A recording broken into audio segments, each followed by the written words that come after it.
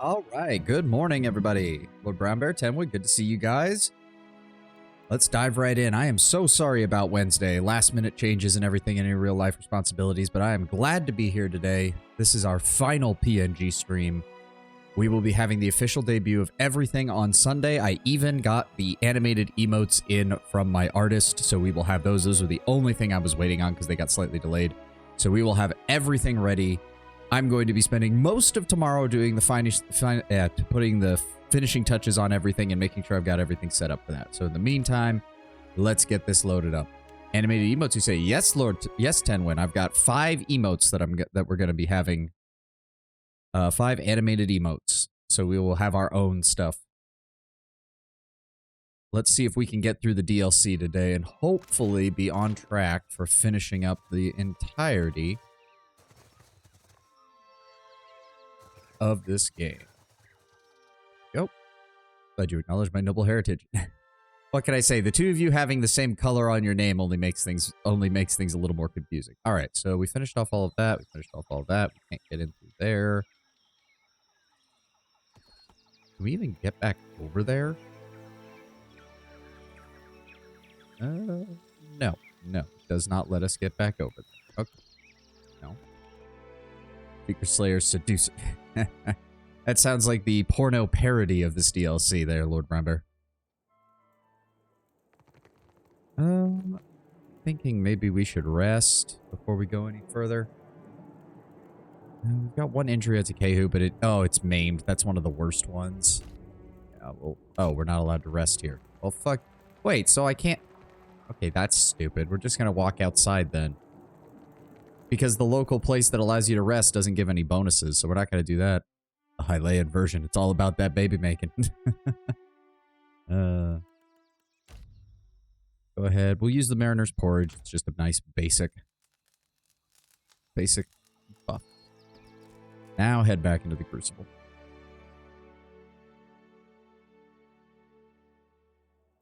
Alright.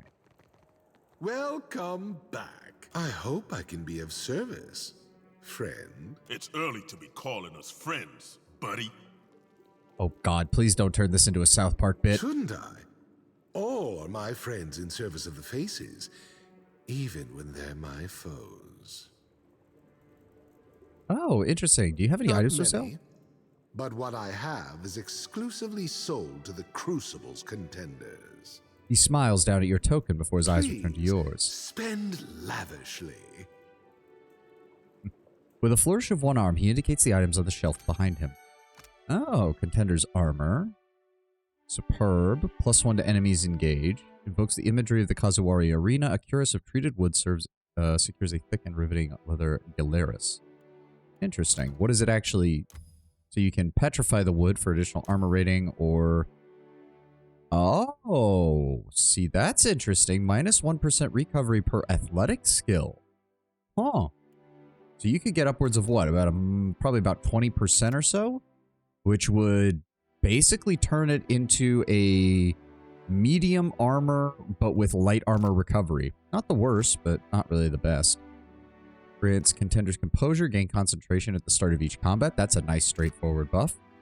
And +5 defenses against perception afflictions. And he has the gamut of decent blue tier items. Okay. Welcome. I hope I can be of service, friend. How exactly do you preserve memories from these items? We first wash the items in the pool, and in doing so, give the memories to the soul. Most items carry little more. We've seen this part. What the hell? He's already talked about this. How did you end up? Before the Faces not so many years ago now. Already long in tooth and weighted with the histories of 100 kingdoms. I was a merchant first, but also a chanter of chants and stirrer of spirits. I thought myself worthy of the Faces' favor. Perhaps I was. Or perhaps they merely saw some kindred spark within me, for they did not allow me to compete. That, or he bored them into submission. Instead, they revealed me to myself. They taught me the way of things. They set me to this task, and well, I eagerly accepted. He smiles, 2 fingertips resting gingerly on a wooden helm. Well, I've retrieved the artifact. Well done. The final step is to place the offering into the pool of memories. I leave that honor to you. Do you have anything? Contender. Oh.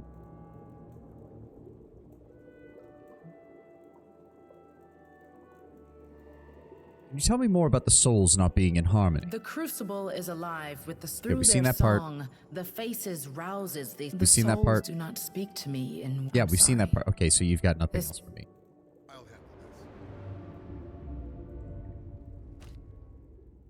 Okay. Interesting. Final struggle of a secret contender slain by the rival chain minions. Knowing his foe to be a weird brute prone to leaping in and out of the fray, the assassin gave his shade special instructions on how to counter his foe's savage and unpredictable fighting style. Secrets of the ooze and the spider's web. Spiders have their own brand of feral cutting, and many hunters have been slain by the secret. Chosen. You can add all of them? Oh, okay. So then that unlocks all of this. Okay, well, let's start with the spider's web. There's a lot more of these than I thought there were.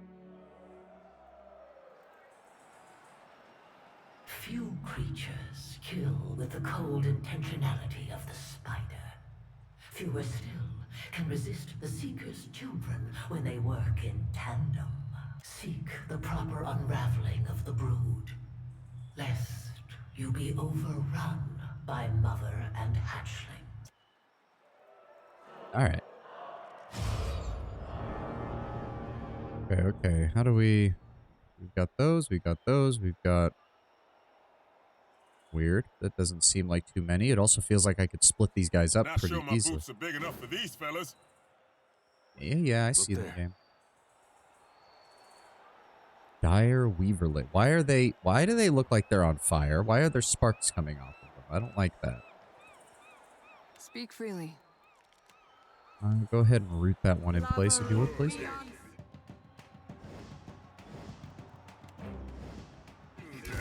It makes no difference. Oh, good. They're coming this way. All right. If that's the case, Takehu, if you want to go right ahead and just plop that right down there so as they come through here, they get hit. That would be great. Come on, cast it. There we go. And then just go ahead and drop hailstone on them. There we go, Takehu. Very nice. It makes no difference. Why are we having so many issues with that? Take that.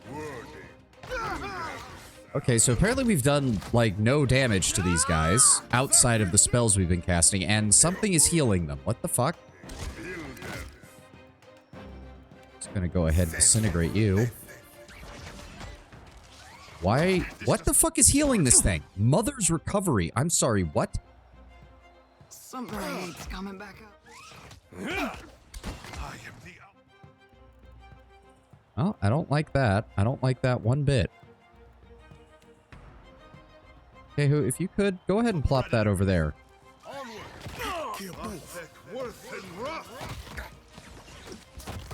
That did fucking nothing. That did nothing. Did that even hit them? 2 misses and a graze. Are you fucking kidding me? Okay. Alright. Fuck you, game. Alright. We're gonna go ahead and paralyze him.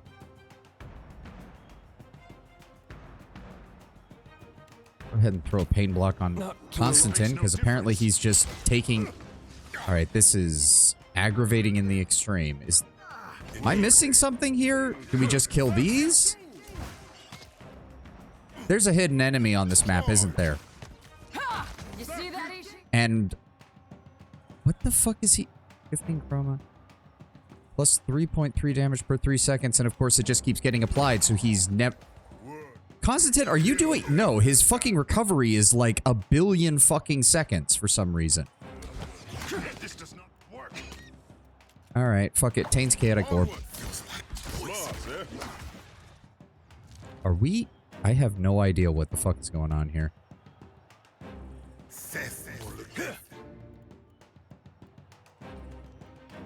Nope, we don't have any of those.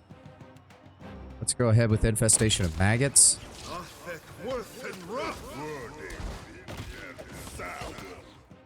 Jesus Christ. Yeah, that thing's fully healed again. Jesus goddamn Christ. Well, that one's about to die. We might be able to get this one too. No, they're fucking... Jesus Christ, how much are they healing by? And everyone is immobilized because the enemy's just... Okay, well, that's... We're down to one over there now, at least. And I'm still immobilized. And I still can't do jack shit. Maya, shoot this thing, please. For Mother Ngati. Can I please get out of here? What the... Nope. It won't let me move. Won't let me move. There we go. Fucking A. This does not. Shut up, Constantine.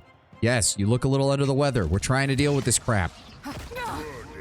Did you seriously not drink the fucking potion? Thank you. Charge. What the fuck? That must hurt.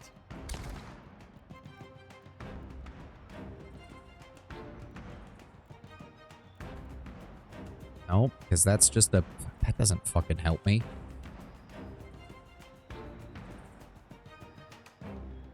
Nope, you know what? Everybody focus on him. Everybody focus on him. Fuck it. I shall. No rush. Attack. If you have any antidotes, Andy, Aid me. I'd be much There we go. Okay, now everybody focus on this dipshit. Paralyze his fucking ass. Do I have anything left that can actually deal fucking healing? I do not. I really do not. Gown's Pledge. Just drop that. God damn it. You can't move any closer either, can you? Jesus fucking Christ. Wood skin, no. Moonlight? It's too fucking small.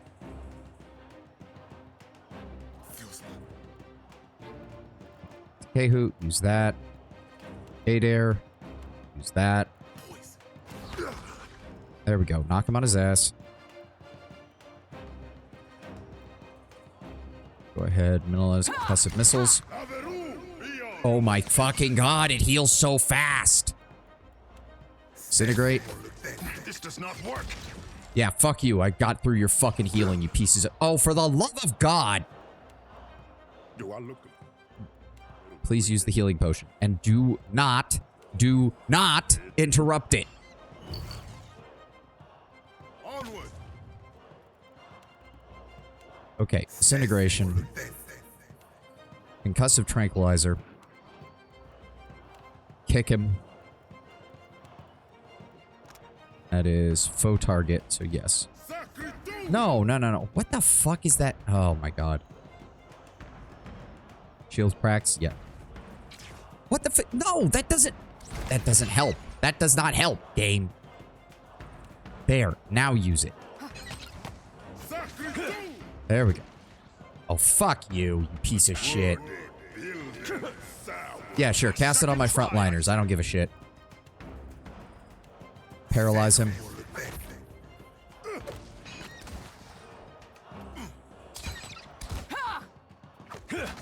Nope, you don't get this. You don't get this. If you're gonna be annoying as shit like this, I'm just gonna fight you through your fucking healing. Fuck you. Oh, are you fuck you, game. Oh, that was horse shit and you know it. not to alarm you. Jesus Christ. Decay who? This is why we saved extra spells. There we go. Much better. Much better. Throw that on them.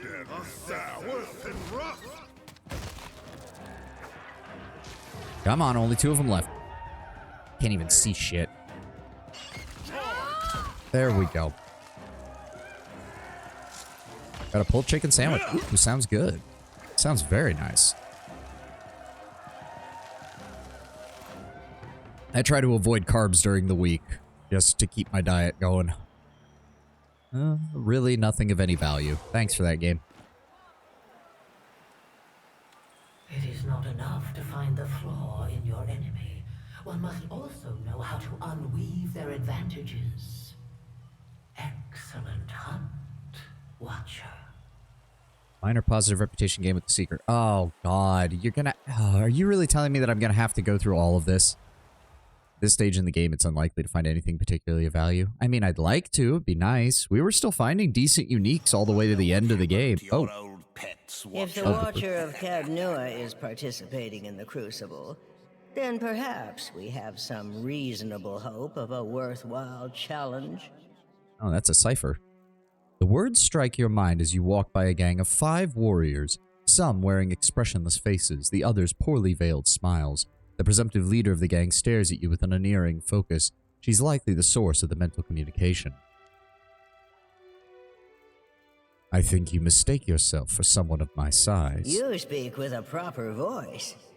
You will certainly prove a more interesting challenge than these lesser hunters.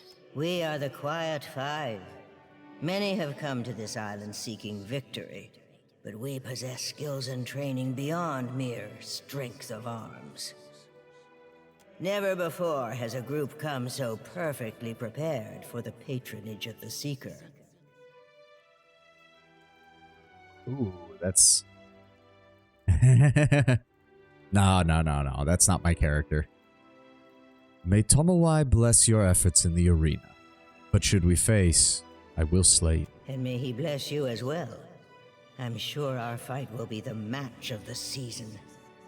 I do so hope the culling leaves our 2 packs in the end. Then may we meet again. The Quiet Five bow deeply, and in near-perfect synchronization, the quintet turns from you as one and strides towards the arena of applause.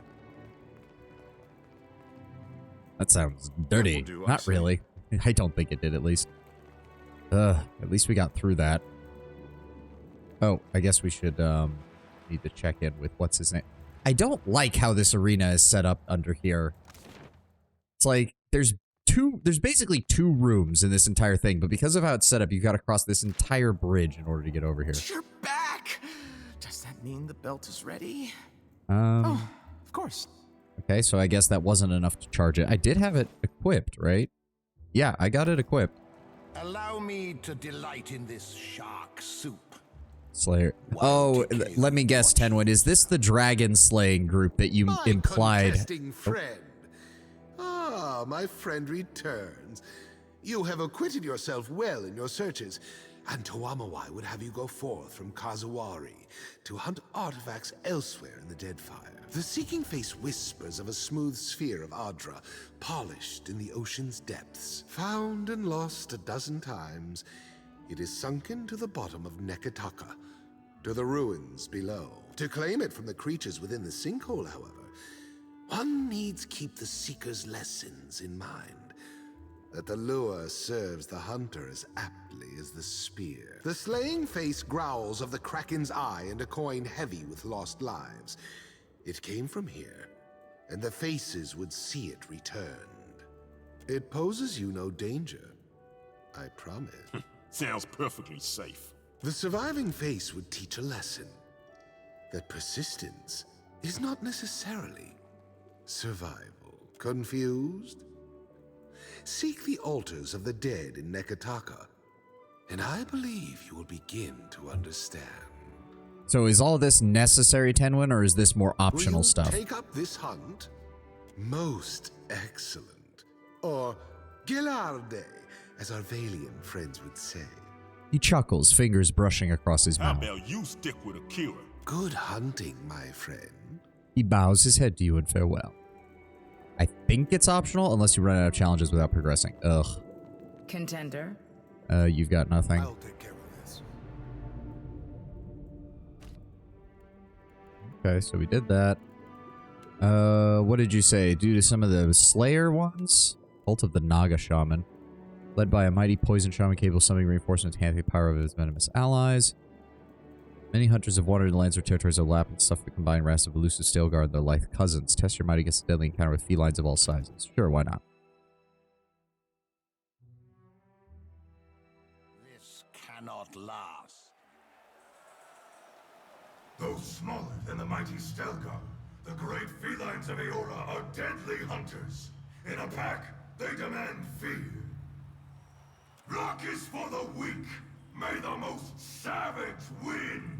It isn't hard to see why this gets kind of tedious fast. And the worst part is, Tenwen, I could easily see how they could have mitigated this. This island should have been open from the beginning, and these fights should have been staged out over the course of the entire game. This should have been something you come back, do a couple of fun combat encounters, and then go out to do other things. But you really can't do that unless you sprint to do Aothas' story to get up to the point where you choose your side and then do these.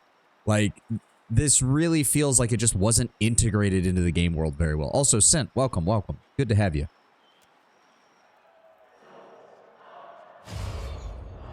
Okay. What majestic kittens! I would adopt you all if only we had room on the ship. Well, I'm sure Adair has a similar sentiment to Kehu. I'm honestly surprised it wasn't him saying that. Okay, I'll bet you anything that there's another one probably in stealth somewhere. There's a Greater Stilgar, there's Savage Tiger, okay, so I'm thinking what we start the fight off with then. Maya, go ahead and give me... You, Adair, and Takehu are of a similar mind about animals. Anything that is friend-shaped will be acquired as a pet. Okay, give me a twin shots to start us off. Yep, that stunned him. Good. I don't think I can pull that off. Let's see. Okay, good, good, good, good. Let's go after him. That's all right. Takehu, switch to that, please. They're coming this way. Come on, figure out where you're going to be set up. There we go. There we go, firing 2 shots. Now we're going to go ahead and grab the Greater Stilgar. There we go, dominated. Very nice. That'll make things easier. How long do we have on that? 18 seconds, perfect. Just go ahead and drop this on them then. Very nice, very nice. Okay, good. Ishi's actually doing something. For a second, I was worried he wasn't. Just go ahead and double shot him again. Go ahead and disintegrate on you. There we go. Jesus, that was so much fucking easier than the spider fight. Alright, where is he? Yep, he's gonna wear off. Yep. Takehu, I want you to just drop it on top of us, please.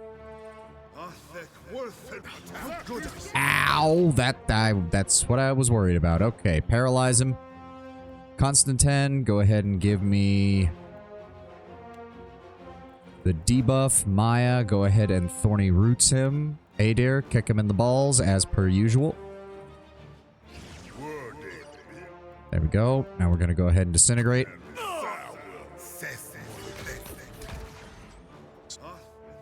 There we go. Takehu, switch to a raged weapon so you're not stuck in that. And give me a blast. The wheel has ground you all to dust. There we go. Only I will remain. Hey, Terrell, good to see you. Anything in Console Hut? Yeah. Broken Fireball, repeat Broken Fire. I think Broken Arrow still works, Sint, but yes, Danger Close. Although with Takehu, it's a hell of a lot easier than most. Alright, just a bunch of ingredients. I'll take that. But thank you for joining us, Terrell. I'm sorry about having to delay, having to cancel Wednesday's stream. In real life stuff kind of came up. Yes, yes, Mr. Lionface, calm down. I don't need to be hearing about how you're having a moment over there. Wish they were just items that they asked to be obtainable when you pass by. Yeah, it's weird because, like, they did such a good job integrating the bounty system into the game. Decabar Drake's Doom. Oh, dear. A man's voice rings out in a rich baritone. Despite its warmth, the warrior's eyes are narrow and discerning. Taller than I expected, but no bother. The dwarf shrugs. If this is our competition, victory is ours for the taking.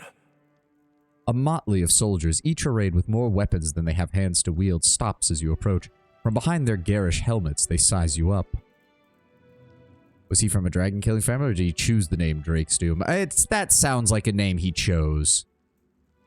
Yeah, I'm sorry, who are you? We're the Dragon Stalkers, the reigning champions of the hunt.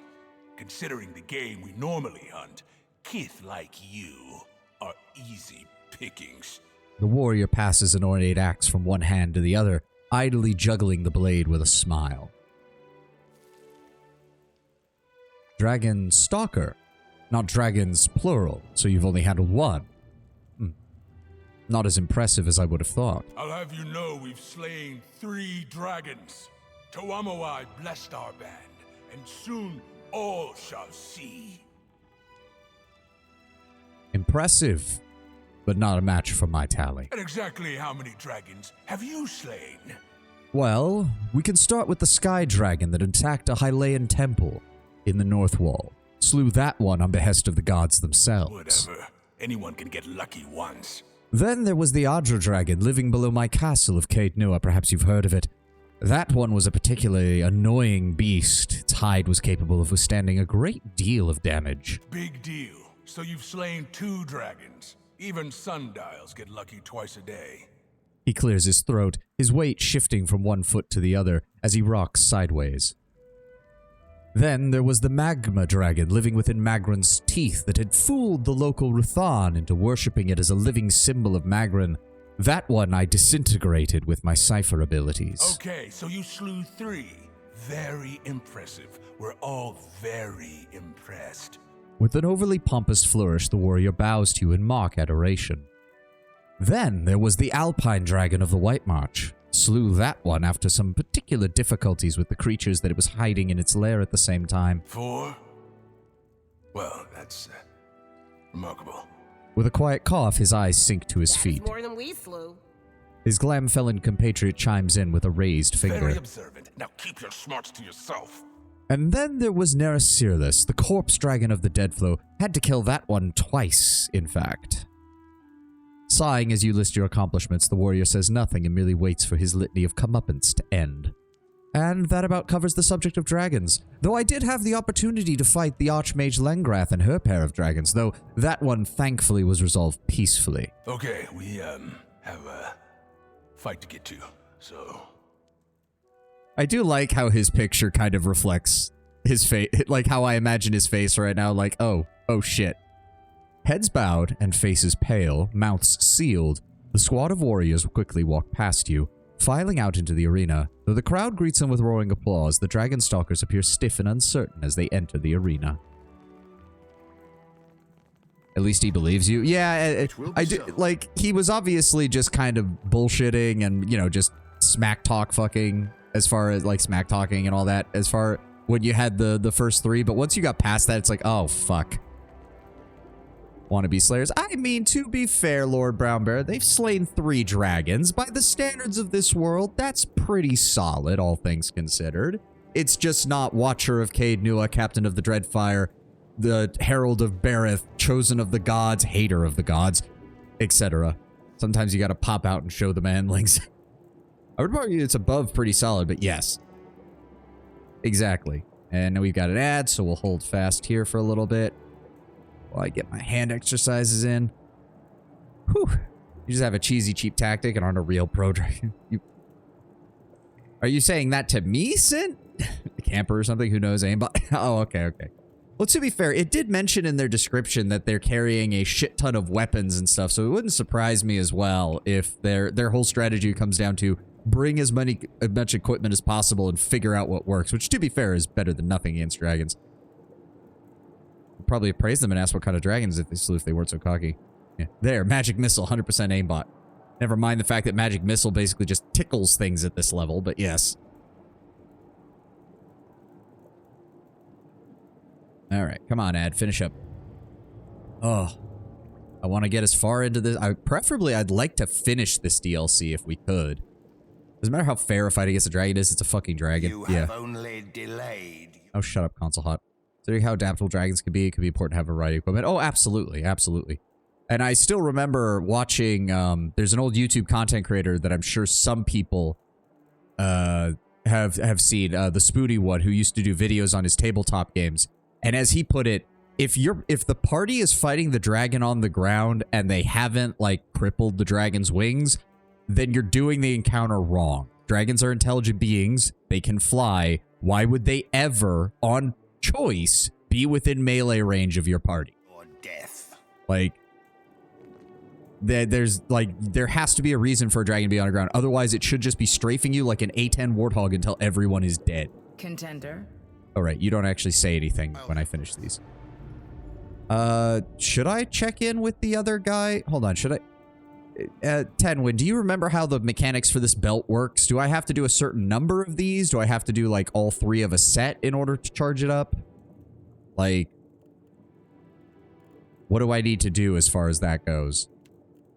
Territorial protect certain numbers until the belt clicks. Ah, okay. Territorial protected by nature. Bog oozes defend to the death whatever environment they choose to inhabit. Sub oozes develop a symbiotic affinity for magical wards, which makes dispatching them a more complicated task. Enterprising seekers will need to find a means of dealing with their primordial foes while navigating the dangers of active wards. Ugh, I don't like that. Because if you make your dragon fly, you fuck with your melee players and not with the fucking wizard. Yeah, but I mean, the main point, Terrell, is just that if you're designing an encounter, make the party actually work for it. It shouldn't just be, oh yeah, you're fighting a dragon, and the dragon is stupid enough to stand in melee with the barbarian who can attack 15 times in a turn with an enchanted axe of fucking dragon slaying. Like, no dragon is that dumb. You make them work for it. Make it so that, like, in one particular campaign in 3.5, we had our barbarian use Windwalk to climb above the dragon before the fight and then launch an ambush from above by landing on the dragon's back and cutting one of its wings. There are ground-based dragons. Yes, 10-1. Not all dragons, but anyone that's capable of flying would make sense. Melee already have it bad enough in D&D. True, but that's why you need a good DM. Let's be honest, a lot of things in D&D can be mitigated by having a good DM, because they know what to use and what not to use. Also, I missed Lord Brownbear's message. Hold on. I want to share a tidbit about Galarian dragons. Red dragons are the strongest. They also get the most prideful and arrogant. So prideful that if it gets out that one red dragon is slain, it's very possible another will get back for that dragon just to prove whoever slew it got lucky. Ah. That sounds about right for them. Probably say I used the entirety of a dragon's arsenal, including its fly speed and even its own weight, to fight a party of mine. They TPK'd, but it was a close call. Yeah. I mean, dragons are supposed to be very penultimate in their, they should be a fucking challenge. They should be.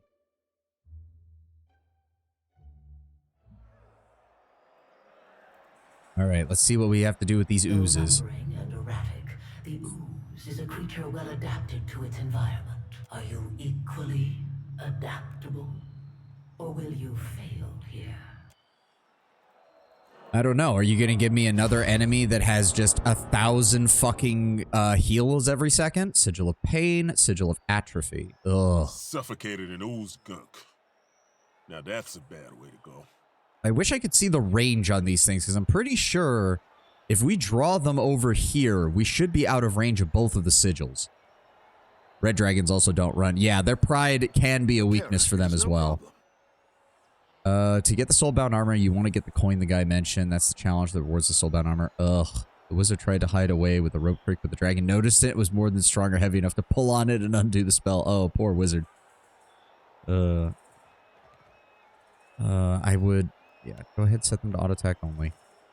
Can I? Yeah, because, like, if I can draw them to this... But how much you want to bet the bog oozes have a ranged attack now that I'm looking at this? Alright, alright. I guess I have to use these. It's a good thing we stockpiled them over the course of the game. Where are they? Sigil of Nightmare. Sigil of Pain. Why do we only have one? I could have sworn we had a lot of these. Sigil of Atrophy. There we go. Sigil of Pain, Sigil of Atrophy. We can be completely immune to this. Yep. No, no, what are you... Takeo! Conflict in the air. What the fuck was that, man? Please tell me you got everybody. You didn't cause it to go off wrong. Ugh. Retreat, and presumably return later if you take as much as takes 25% HP damage. Certainly up in the air as to whether or not that fits, but I do recall being surprised by it. To be fair, there should always be exceptions. They dodge strong opponents, but once the battle begins, it's do or die. Yeah, in general. Okay, yes, so that's... Hold on. That's the Sigil of Atrophy Wardstone. Now we need the Sigil of Pain Wardstone. There we go. All right. Need to ask twice. So hopefully this fight should be a hell of a lot easier. Kehu, if you want to start us off, go ahead and just drop that on them right there.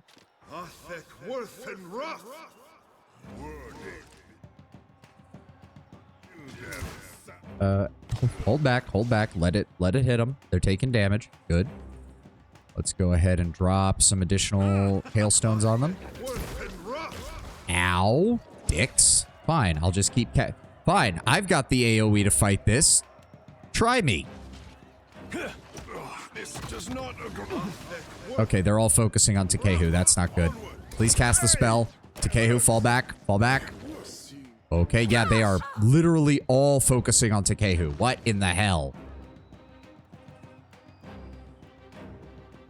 Jesus. Turn off your... See that, Ishi? Please, please. Holy fuck. Can you please heal? Thank you. Okay, so we've got some of these down to lowers. That's good. No. Move up. Let's go ahead and Blizzard over here. Come on, guys. There we go. Hey, that wasn't half bad. There we go. All right. There we go. Okay. Should be good. They're all lesser oozes now. Focus fire. There we go. One left. It was just the initial barrage when they opened up with a fucking firing line of these things that was a problem. So he probably understands if anything is strong enough to hurt me, I should think twice before just continuing the fight. Oh, good. And we got sigils back, so we don't have to worry about spending too many resources on that. Though your foe claimed a fortified position, you emerge victorious. Ugh.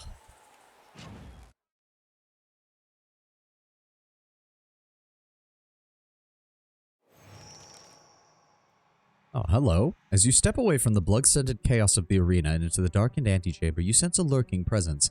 It is not unlike stepping through a cobweb. Again and again, you stand victorious in this sacred place. The shimmering form of the woman you saw in the forest coalesces from the shadows. It seems no weakness escapes your attention. No advantage goes unclaimed. We are not unimpressed. You said we. Who else do you mean? This place was my life's work, but never was I alone. We desire only your success. When you fed of conflict and suckled on blood, the souls shall sing as one. Rouse them, and they will open the way to us. If it's so important that I'm victorious, why would I allow myself to lose? The Crucible is not in accord with itself. It knows neither what it wants nor what it needs. Anyone could rouse the souls here, but only a watcher can reach us through them.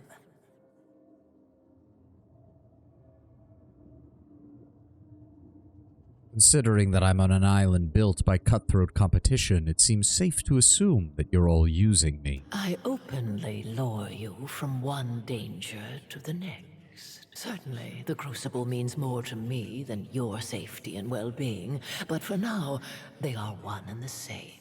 My hopes rest upon you. It is in my interest, and that of Kazuwari, that you succeed. Who are you? The architect. The spinner of this web, the one who sought endlessly and then beyond. We are all many things to many people. To you, I am the seeking face, and a guide, if you'll accept it. I met someone like you in the Valley of the Boars. The surviving face, an individual only bested by time. So long as the Crucible exists, I suspect they will be here. Stubborn, yes, but constant. You and the other faces used to be living beings. She nods. As was I, but life is not equivalent to existence. You know this well, do you not? There was another when we dealt with the Stalgar and the Lovell. The slaying face, the very image of Tuamawai's rage, a lifelong disciple of carnage. Beware his fury. The contenders fall away in screams and lamentation. A champion will soon emerge. Ready yourself. The Lord of the Hunt abhors the ill-prepared. And the Lord of Kainua hates having to use his resources if he doesn't have to, unfortunately. Another chat with the faces? The Seeking Face, specifically. Strange. I didn't see or hear anything. Perhaps you're more attuned to them now. Or maybe it's because you're among the stones of the Crucible. Regardless, you seem to be on the right track. Keep at it. Next time, a challenge. All right. Well, I didn't see any update about the belt. I'm guessing there's nothing else there. Check. Nonetheless, Ten, when you said the artifact... Oh, I did get an update? You're back! Does that mean the belt No, I is didn't. ready? Oh, no, yeah, it is. Excellent. Neil takes the offered belt, setting on his cart, and affixes a pair of copper wire. Yep, we've seen that. Interesting. Still not quite as strong a charge as I'd like, but certainly far better than before. And I have you to thank for it. He sets the belt down and produces a I chalice. created this with what you brought me before. Proof that the theories are sound, that the process works. I want you to have it. As he pushes it into your hand, warmth emanates from the cup's carefully worked copper. The liquid it contains bubbles quietly. 1 use per rest. Causes fire damage. Plus 10 to freeze armor. Burn damage retaliation attack when hit in melee for 45 seconds. Okay. Copper twines the base of this chalice before rising to its mouth and dipping within. Though it radiates only faintly comfortable warmth, the clear liquid within seems to boil constantly. The liquid tastes slightly sour. Coin artifact is at the Kraken's Eye in Port Mage. I think the guy mentioned the only other challenge that I want her to represent specifically due to the reward. Okay. One moment, please. Less unstable coil, least unstable coil. Now, gain a random inspiration for 10 seconds after using an empowered spell or ability. That would matter a hell of a lot more if you could use more than 1 empowered point per combat. Plus 15% action speed per killing spirits. Deal shock damage, causes stun to everyone near the wearer on unconscious. So... Here, it should hold a stronger charge now. Provided you engage enemies with stronger souls. Truly, though, I can't thank you enough. Yeah, so there's more levels to this thing. Interesting. All right, well, we're going to leave so we can go get that coin. As you said, it was the artifact equipment, so we need to go do that. Ah, so this pops out on this side. Okay. Oh, that's ale. Can we get by here? Yes, we can. Good. Good. Let's go ahead and grab the ale. Let's go ahead and grab the water. Don't need to do anything there. Did we just... I straight up forgot to do the burial site after that last thing. Oh, well. Port Mage. God, it feels so long since we were last... We haven't been down here since the beginning of the game. Yep, got a long way to go. Do I need to adjust anything on the ship? Let's go ahead and add the tarloaf, add the hagfish, add the grog. Keep the rum, because now we know we actually do need that, but we don't need the mepu. We don't need the ale. And that's it. All right. Come on. Let's go.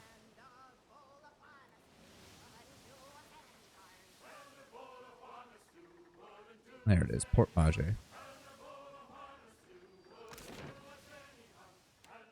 And the Kraken's Eye. It's a nice, tidy tutorial island. I mean, it was nice. I really think the exploration aspect of the Deadfire is really good. Now, what did it say? Here we go. Gary learned... no, that's Nekataka. Wait, I thought you said it was the Seeking Fate. Wait, it's the Seeking one, isn't it?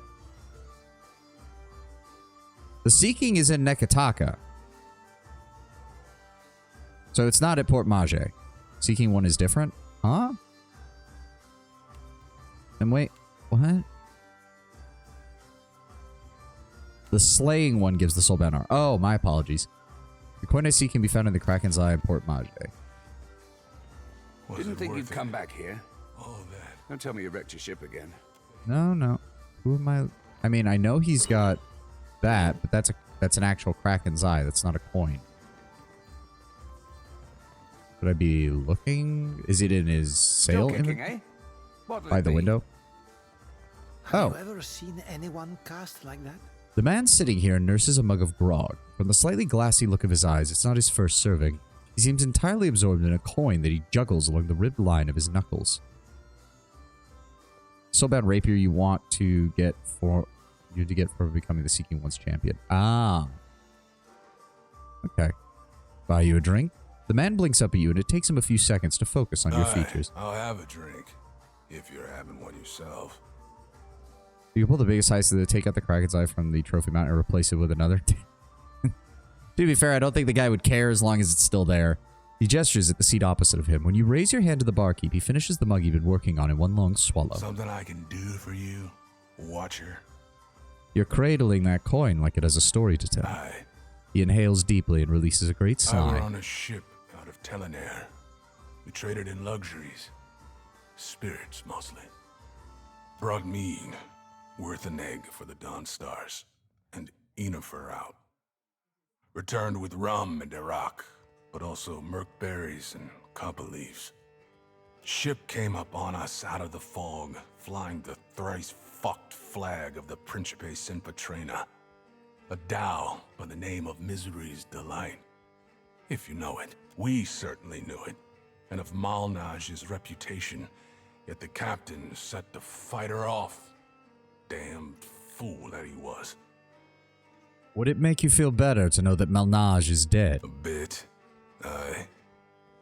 Nonetheless, you have to defend what's yours. I suppose. He frowns into his ale. I only survived on account of this coin. Cannons firing, folks shouting and screaming, and I see this at my feet, shiny as you please.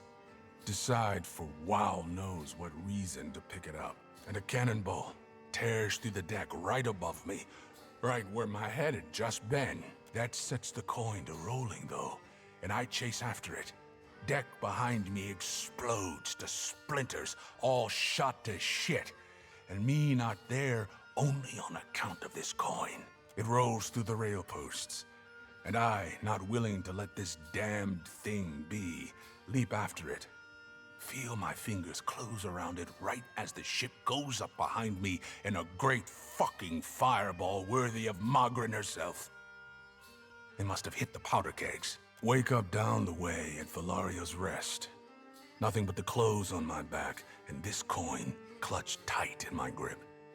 Come up here looking for work for a ship to get me off of this backwater island. He takes a long swig from his mug. This calls for something a bit stronger. Let's drink to the ship's memory. Wouldn't be a mariner if I turned down a drink of rum or pour out a dram for the lads. We'll try to drink him under the table and probably fail. The man drinks eagerly, given that he was half sodden when you found him. It doesn't take long before he rests his head on his hands with an incoherent mumble. Moments later, he begins to snore. Ah, I have to do shady to take the coin? Ugh, fine. Coin in hand, you leave the mariner asleep in the chair. Sure. A weather mage is a useful person to have on a crew. And now you feel bad. Yeah. Game. Alright, do we just grab that and take it back? Okay, so if I'm going to become the Seeking Champion, do I also want to go get that Adra Pearl from Nekataka? Because it would seem to me that that would be a good idea. It's a luckless coin. He won't need it while he's not on a ship going up in flames. That's true. By Ngati, you would not guess that these were once Juana lands. Yeah, I mean, the Valians set up shop pretty damn quickly. Let me see here. Leave by sea. I mean, we can just go back and do the rest of the Seeker stuff. And if it turns out we need it, we'll go get it later. I just kind of... I will be very honest, Ted. When this DLC, I don't think was implemented very well. And it doesn't seem to have many lore implications. So I just kind of want to push through it as quickly as possible. The local Juana and Port Maje seem pretty dignified. Yeah. They still have the run of the island, and they've basically told the Valians, like, hey, you can set up your town, but this island still belongs to us, so if you want things from other people... they're standing right next to us. Let's just go ahead and attack them. We need some money. I want some gear that we can sell off here in a bit.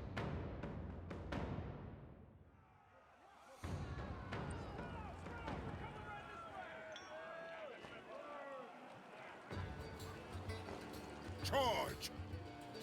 As per usual, boys, let's set up shop right here in the front and start dropping shit on their heads. Right between the eyes.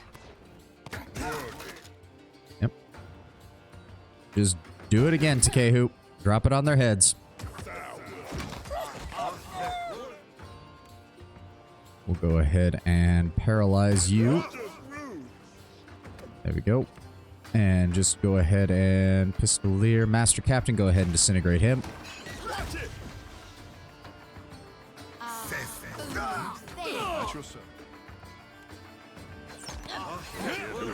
Distractions. Well, thank you for actually casting a healing spell while you're not in the party, Jody. That was actually quite nice of you. In the water. There we go. No, no, no. Deal with the captain, please. Let's kill the captain, please. We got the rest of them under lockdown. I have no once in an age of exploration said the classes in college always try to push colonization bad. Well, it's very much a case of, well, I suppose a better way to put it is that imperialism tends to be bad, is the main problem. Also, these guys did not actually drop that much in the way of actual good stuff that I can sell. That is unfortunate. I suppose they aren't named, though. I mean, there's a reason we're going to be siding with the Hawana at the end of this, and that's largely because it's still their land. I have no reason to back the Valians or the Deadfire Company in terms of their imperialist ambitions. At the same time, the Hawana are definitively in a position of they have to learn from these people, or they are going to just get invaded again, and they will get fucked.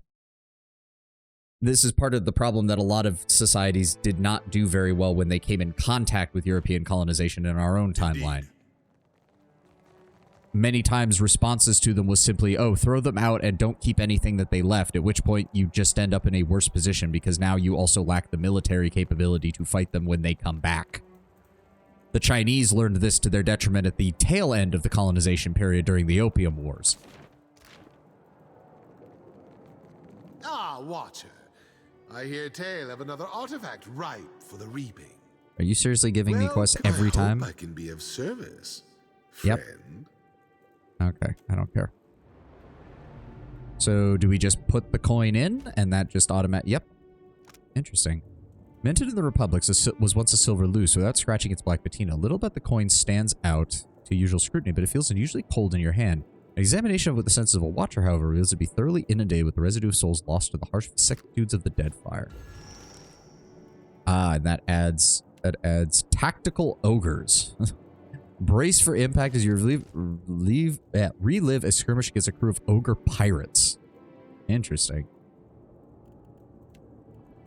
All right, but we want to continue down the Seeker's path right now, or do we want to... So we want to kill the ogres, because that's the challenge that came up.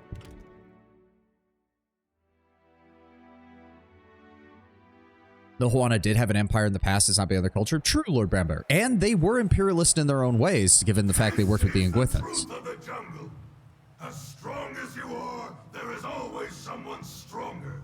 How one deals with this matters the Slayer. Luck is for the weak. May the most savage win. Alright, so we're fighting... Yep. Oh, only 3 of them. Interesting. Smarter than they look. Let us not underestimate these brutes, Captain. Okay, if we can, I want to swing around the side and try to... Ooh, there's gunpowder barrels. That could be interesting. Abundance being a factor in preventing innovation in some cultures. I don't know if it's true, but I heard that the Romans had the prototype designed of a steam engine, but never implemented due to lack of need for innovation. To a certain extent, yes. The Greeks had already figured out how to make automated doors using water power in some of their temples. But the overabundance of physical labor meant that labor-saving devices weren't really needed in the ancient world, or weren't really considered serious in the ancient world. It's kind of the same thing that China had for a while. China's overabundance of military capability meant that they never really bothered to implement things like gunpowder on a mass scale for their military. Whereas the Europeans, ever needing a military advantage over numerically superior or even equal foes across their borders, very quickly adapted gunpowder into their military philosophy. It does play a role. How much of a role? That can be quibbled about for 1,000 years by 1,000 academics. All right. Here's what we're going to do. I'm going to set up shop here. Maya, I want you here. Maya, I want you to start with a thorny roots to stop him. And then I'm going to start with a mind control on the savage ogre. Kader, I want you to charge him. To Kehu, I want you to drop this. Can we get both of... No, they're not. Hold on. Blizzard? Blizzard. And then I want you to open fire with the crossbow to start with. Ishii, you will also assist. Yep. Come on. Get a clean hit. There we go. Cast it. There we go. We got him for 12 seconds. Very nice. All right.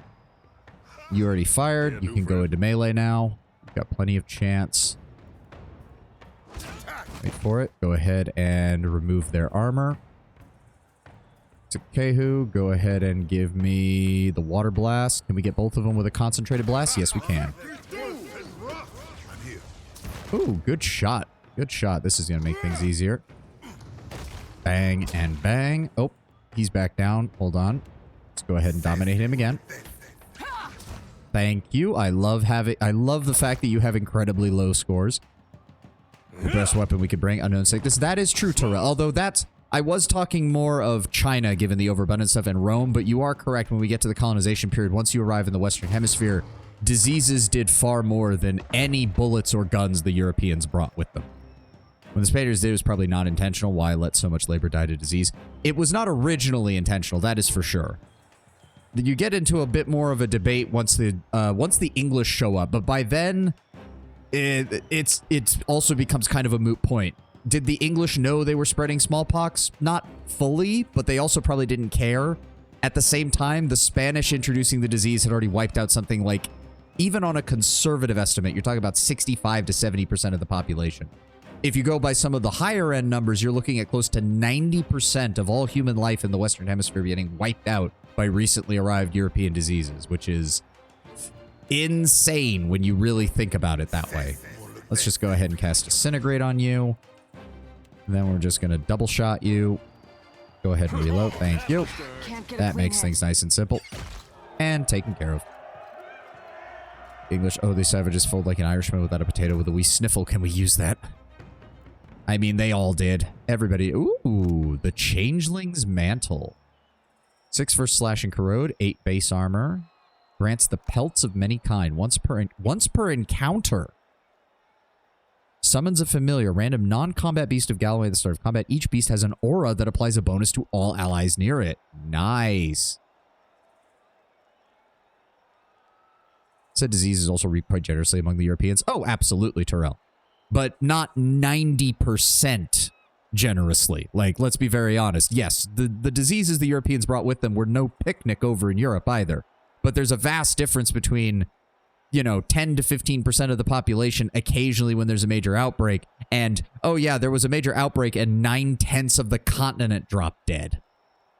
And way more people. Well, yes, that's the entire point. A lot of these diseases were animal communicable and had been among the Europeans for millennia at this point. Spaniards in South America got their own taste of disease. Oh, absolutely. Tropical diseases were a pain in the ass. Would not warn this. Oh, there is an ad playing. I'll just read this. Again, I really just want to push through the DLC right now. I really just want to push through the DLC.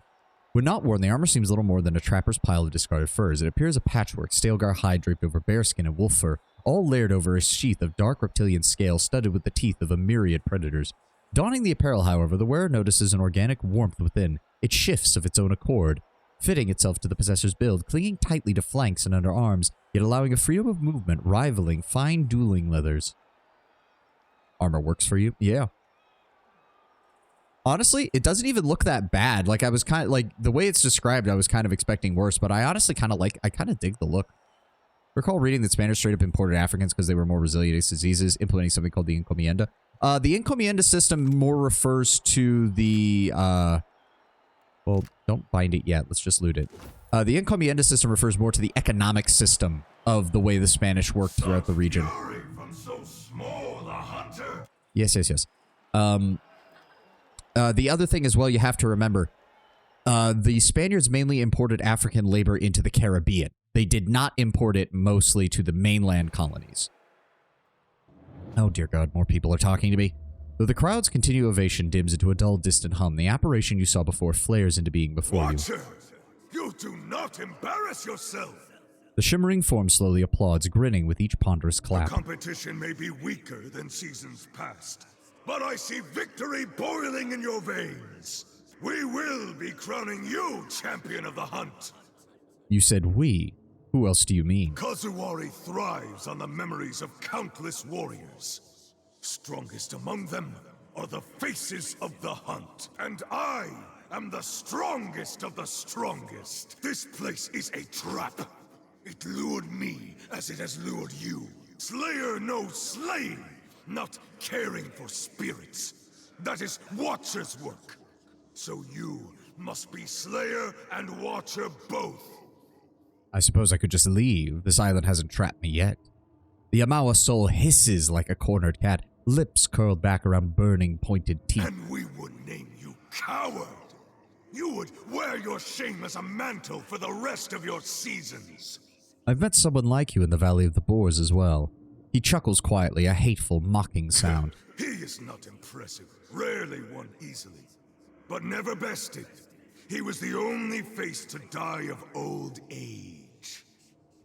I don't care what you think. Kind of, Tenwin. These spirits are just kind of annoying. I will not stand between you and your prey. Go! Rend the weak until there is only victory. Until there is only you.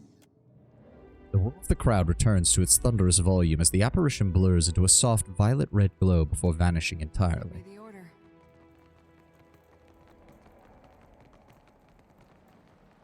So, hold on. Seeking Phase, Coming Storm, Potions of Plenty. Okay, so it is not updated. Okay, so it actually will tell me when this is updated. Good, good, good, good, good, good. Ah, Watcher. Shut up. I hear tale of another artifact, right? Oh, right. I need to actually equip the armor, don't I? Hold on. Because right now, a little bit weaker, just because of the recovery time not being as good, but we'll see how it upgrades. Ooh. I actually do like that. I like that. Go ahead and bind soul. Kill beasts or kill enemies. All right. Well, it's a good thing we're in a combat DLC then. I'll handle that. Oh, except I have to be the one to actually kill the... Oh, God. It's going to be a pain in the ass, isn't it? It's always going to be a pain in the ass. Well, let's finish off the Seeker then. The legendary equipment. Ay. Sometimes I really don't like the system. I love the fact that it's in there and how it works. I just hate some of the requirements. Enemy defined by its formlessness, all but immune to unfocused aggression. Seek the weakest link among the prey. They can be obnoxious. They should generally avoid the kill requirement. Yeah, the kill requirement is aggravating. To live. But what manner of life is this? Okay, so obviously this one is protecting the others. So we need a distraction while I cast Abjuration on this fucker. Do you think RT is going to have roguelike mode like the Pathfinder games had? It would kind of make sense. That's kind of a theme that Owlcat seems to enjoy doing is roguelike setups. So it wouldn't surprise me. All right, let's go. Yeah. You guys are going to come. Yep, they're going to do that. Hold on. Where is it? Abjuration on you. There we go. And then we can get you. Come on, guys. Is there a reason we're not doing anything here? Maya's taking damage. Please. Oh, that didn't work. Oh, that's not good. All right. What is he? Immunity perception, immunity constitution, persistent distraction. All right, so he's already taking that. Let's go ahead and... There we go. Good. Maya, get away from him. Thank you. Kehu, your AoE spells are not going to be very useful right now. So, honestly, give me Returning Storm. Wait, did that guy not die when I first did the... Okay, well, focus him down. I'm confused about how this thing is working. You were saying? Get out of the way. Get... Oh my god, they're following Maya. Get away. What the fuck? Why are you... Okay, I don't know what the fuck happened there. Who set off the explosives? Oh, the lightning probably did, didn't it? Right, focus on this. Focus on this. Why is that guy floating? Okay, just a visual bug, I guess. Yeah, I didn't. We're probably gonna have to raid some ships if I want to get this properly. Slipper Fena. Yep, okay. Nothing special. Even a formless enemy has weaknesses. Seek the frailty in your prey, and victory will never escape your grasp. You have proven your cunning, Watcher, and we deem you worthy to compete for my blessing. Seek the pool of memories when you are rested and ready to continue your hunt. I think about it, it's kind of weird that most of these fights don't have much good loot, and then one random fight for the Slayer has a legendary piece of equipment, or has an artifact piece of equipment. Like, that seems really freaking weird. You find yourself again facing the efficient, coordinated movements of the Quiet Five. They bow to you in a single motion quintuple. We eagerly anticipate this, Watcher. Will you rise to your reputation? Or does your legend end here, flattened under a superior intellect? You will find me more than mere legend. We will hold you to it. Let us not keep the public waiting. They do so love their sport. Is there going to be a rival party for every face? That does seem to be the implication. You have my... That will do, I say. So again, I'm kind of just blitzing through the content, because I don't find this content engaging at all. I hear tale of another artifact ripe for the reaping. Tenwin, I really hate to say this, but if we don't finish this DLC, does that affect any of the ending slides? In a tabletop game, how do you think something like a rival party of adventurers should be done? Funnily enough, that is not a trope I've ever had to deal with. There's a DLC ending slide? Fuck. Alright, we'll do it then. Alright, we will finish it one way or the other. Contest of the Seeker. Alright, hold on. Hard save first, because I've got a feeling these guys are going to be assholes. Yep, the Quiet Five are not known for mincing words, or using any words for that matter. It's a group of ciphers that lives and trains year-round as a single unit. Their bond of silent communication enables them to fight as a cohesive, coordinated threat. Huh, you know, I didn't actually think about that. A unit of ciphers would be terrifying in, like, a war scenario. Ciphers do already make very effective, like, commando-style forces. A squad of, like, highly trained ciphers would be insanely dangerous in this kind of setting. It's Fear all over again. Kinda. Oh, there's a game I could play on stream. I love the Fear series. At least the first two games, pretty much. Those who hunt in the name of the spider, to cull their number and seek the best from their brood. Party fight is just an enemy with varied tactics, but handling the reputation, effects, and motivations of a varied group. Working against the players would be a bit work to compose. Yeah, it's another one of those things where it's like, it's really, really cool in theory. You need a good DM to pull it off.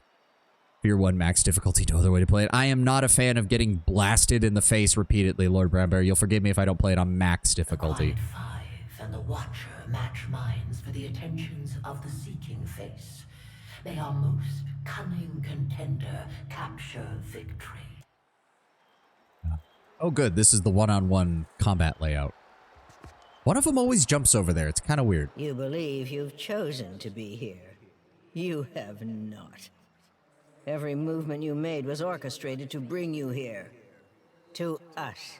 One corner of her mouth rises in a faint smirk. Welcome to the end of your story. Pray make it climactic. Fear and its expansions are amazing. Fear 2 is alright, and Fear 3 is alright FPS. Yeah, gunplay-wise, Fear 3 is still good, but everything else is meh at best. Alright, hold on. Drop into stealth real fast. Let me take a look at what we've got. Yep, Silent Cypher, Yolati the Elder. Oh, Yolatli the Elder, Yolatli the Younger, and another Cypher. Okay. So they're all probably going to have high mental defense. They're all going to have medium or light armor. He's got a ranged weapon, melee, melee, melee, and melee. Of course, those are regular barrels, not anything crazy, but best bet would be to start off... Set it up right there. Maya, if you'd be... Hold on, wait for it.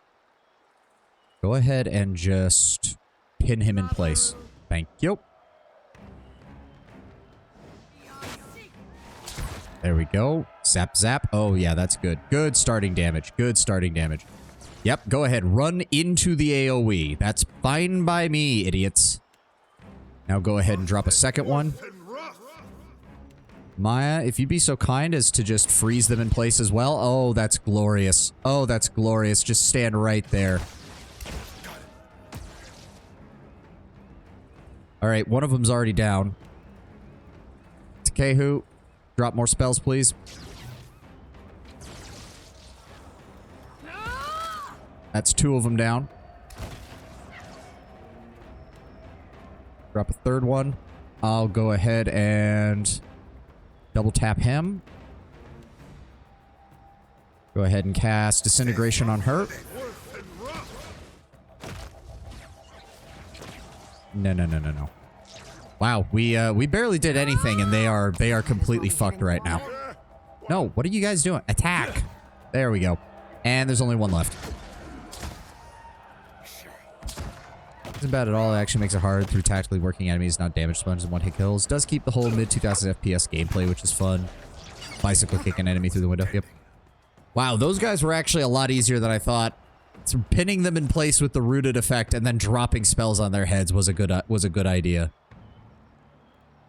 I'll take all that. Soul energy swirls about you, pressing heavily against your esoteric senses. With a slight exertion of will, you can direct the ambient essence. No. If Galloway, being a bitch, wants this stupid soul essence in his arena, he can keep the damn soul essence. You allow the energies to settle into the arena once more, even as you feel some of the power escaping into the wilderness beyond. Yeah, Kith have to work within the class system. Only monsters can have BS stats. Yeah, it's amazing how that shows some problems with their combat system, in my opinion. Chooses the Watcher to represent those who seek to celebrate your victory. But do not tarry. You soon face the chosen slayers and survivors. Only one can be champion of the hunt. When you are ready, commune with the pool of memories. But for now, thank Tuamawai for guiding you to this moment of victory.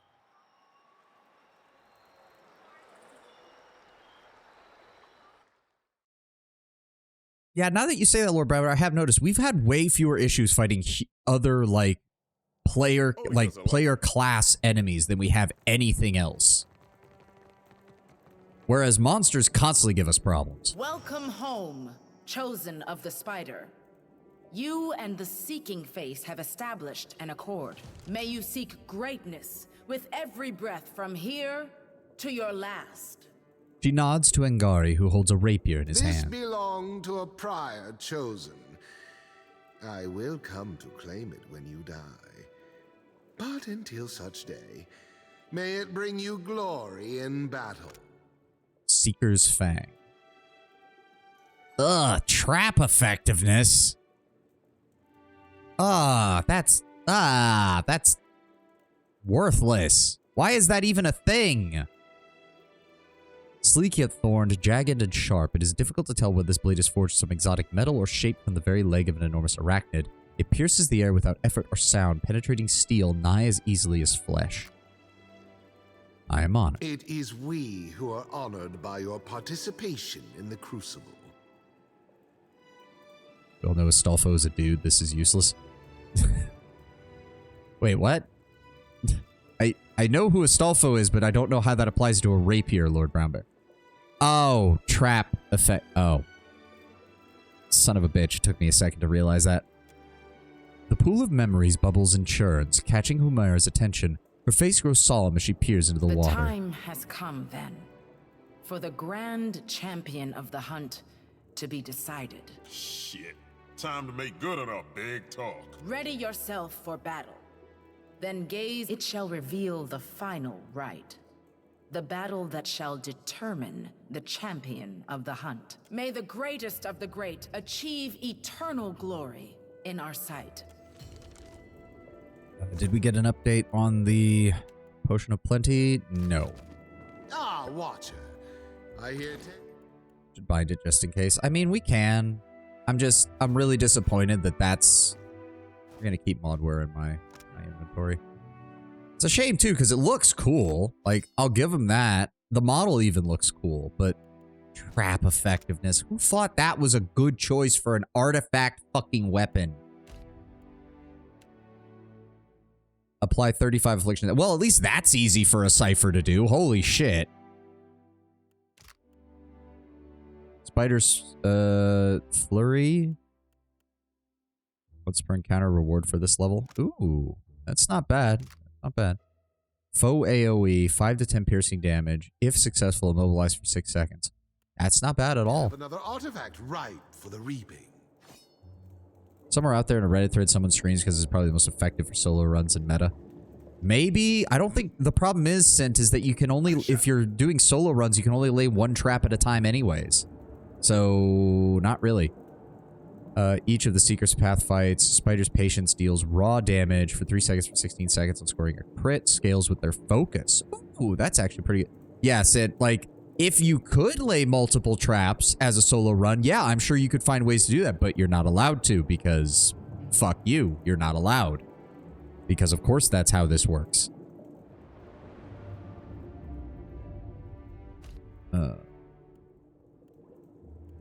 Oh, Battle Royale. Fight for the grand honor of Champion of the Hunt. It's every pack for themselves in a free-for-all battle. Wait, if it's against the teams, then if we do the other ones, doesn't that just mean we get to kill them before the fucking Battle Royale anyways? That seems weird. Oh my god. Stop with the animation. Just... You cannot lay multiple traps at once, but you can lay one after another if you can somehow get them tripped before getting spotted. So you could put it on a patrol... You can't do the other final fights in the other path? Oh, okay. Okay. Alright, let's see what we can do here.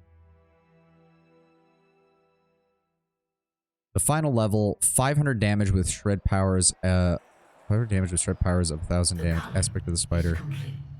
We have at long last the 3 strongest packs of this 5 raw damage per 3 seconds for 8 seconds on scoring a hit against targets affected by any body or mind afflictions. Ooh, that...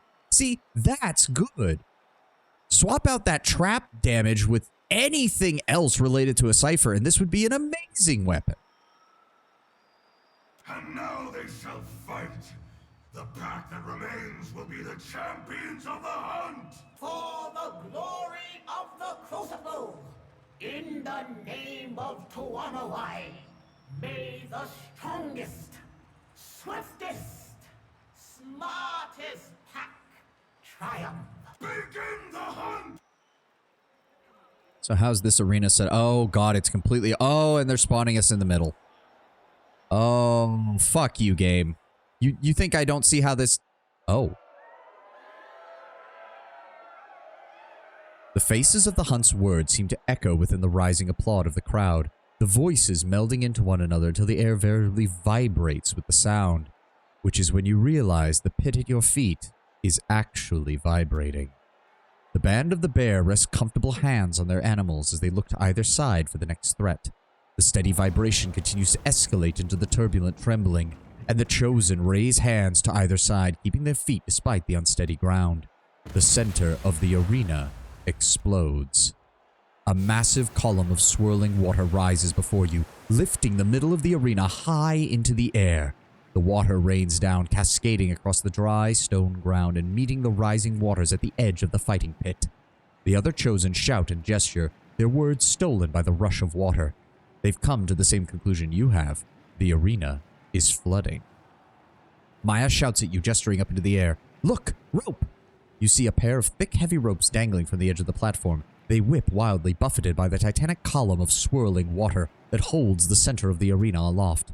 The dragon stalkers shout to one another, then break and trudge towards one of the ropes. We should be able to outrun them. They're all in heavy armor, right? Try to beat them to it. You push against the water, resorting to swimming as it rises to shoulder height. The band of the bear pursues the second rope, coaxing their unwilling animals towards the massive vortex of water. You press after the dragon stalkers, but they have the head start. Freeze the water around them. The temperature plummets and the water begins to harden around the dragon stalkers, but one of them counters with a chant of their own, summoning a fan of flame to prevent the ice from forming. Between the water shapers and the tide casters, Obsidian has a thing for hydromancers, don't they? I mean, to be fair, water magic is, honestly, in any setting in which water, much like our own, much like Earth, it covers most of the planet, not going to be a bad idea, all things considered. We can also attempt to root them in place. Why is Adair the one using root them in place? She's the one with the fucking rooting ability. Chance quietly drawing magic up. I have no idea. Struggles against the magic holding them in place. You achieve the rope first and can barely make out the other rope coming through the swirling column. The band of the bear struggles with the other rope, trying to determine how to get their bears up. Slicking the other rope with magic. Takehu smirks as the magic coats the rope. The other contestants slide down, ending up in a pile at the arena's flooded floor. As you ascend, your muscles straining against the oar's pull, you hear shouts and splashing below you. The flooded arena splashes and churns around the dragon stalkers, and an incredibly huge grub rises from the water to face them. You focus once more on climbing. It takes minutes of hard effort, but you pull yourself up the rope to the platform above. It's surprisingly stable, and the audience's applause overcomes the roar of the spinning water. The band of the bear manage to pull themselves and their bears onto the raised floor and rise to meet you. Okay, so we don't have to fight both groups simultaneously because of this. That's good. Ah, and we're locked in a very small area. Of course we are. Oh, is that a godlike at their head? I think it is. Yeah, it looks like a nature... Yeah, brother druid. Okay, sister ranger, brother ranger, great brother Osgar, and 3 fucking bear companions. How the fuck did the bears climb the rope? I'm imagining they tied the rope around them and pulled them up. That's the only thing I can think of. Also, no idea where the dragon stalkers ended up, because I think they're fucking dead. Okay, how do we want to do this? These people don't speak for me. I don't know, Lord Brown Bear. That's 3 bears over there. That's a pretty powerful voice they've got. Entropy would probably be good as well. Once we get them bunched up. Okay. Adair, we're going to have you charge right off the bat. Maya, go ahead and fire the hobbling shot there. I'm going to go ahead and cast paralysis on that side. You can't do anything just yet. Try and drop that right on top of them. There we go. Come on. Come on. There we go. All right. Give me another one. I'm going to just go ahead and mind control you. Nope. Stay away from Takehu. There we go. All right. Somebody already went down. I don't know who. That is Blaster Frost. No, he's not close enough. Move in. Move in. There we go. Give me Blaster Frost. Hit everybody. Maya, go ahead and target Sister Ranger. I'm going to go ahead and reapply my paralysis effect. There we go. Come on, Takehu. There we go. Hit him again. And Adair can't use his ability right now. Son of a bitch. There we go. Alright, who's left? A ranger, and then... What else have we got that we can drop on their heads? Overwhelming wave. Hold on. Didn't I have... There we go. Boiling spray. That's good. Can't get a clean hit. Okay, what is What is Venom Bloom? Okay, wait, no. That's only reducing his constitution. What's actually causing the damage? Ugh, whatever. Hit him with another boiling spray. Makes no difference. There we go. All right. And the bear companion's alive, but Adir's got that handled. Kehu. What else have we got? Go ahead and just throw up Returning Storm. That should finish him off. Okay, you guys are still alive, which is aggravating. Can we paralyze you real fast? They did not get paralyzed at all. Okay, that's unfortunate. Nope, nope. Keep the blade out. Try to disintegrate. Kehu, give me chill fog. I'm pretty sure I'm about to get fucked here, unfortunately. Nope, that's not a good idea. Ninigau's freezing pillar. Makes no difference. Can we please kill these guys? What the fuck? We shall avenge. Okay, this is...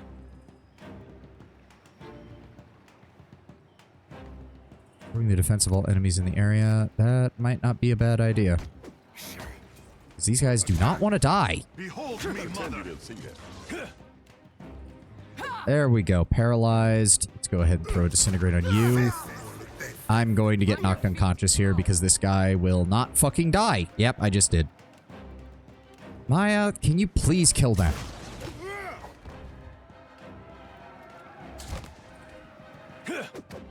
Oh my god. Okay, Takehu has decided. Why is your AI off? Why is your AI off? No one else's AI was off. Who turned it off? Alright, Blizzard. There we go. Do it again. There we go. Perfect. Also, what is with your helmet? That is literally just a boar head. Whew. You catch your breath, turning from the fallen bodies to your foes and to the audience roar. The faces of the hunt's voices join them, rolling across the arena like thunder. A drake swoops down over the arena, adding its own howling challenge to the cacophonous din. With powerful strokes of its wings, it rises higher before turning directly towards you, and it descends, claws readied and fanged maw gaping. Wasn't a boar-headed kith mentioned earlier in the story? To be fair, I can't tell if it was actually a boar's head or just a boar helmet.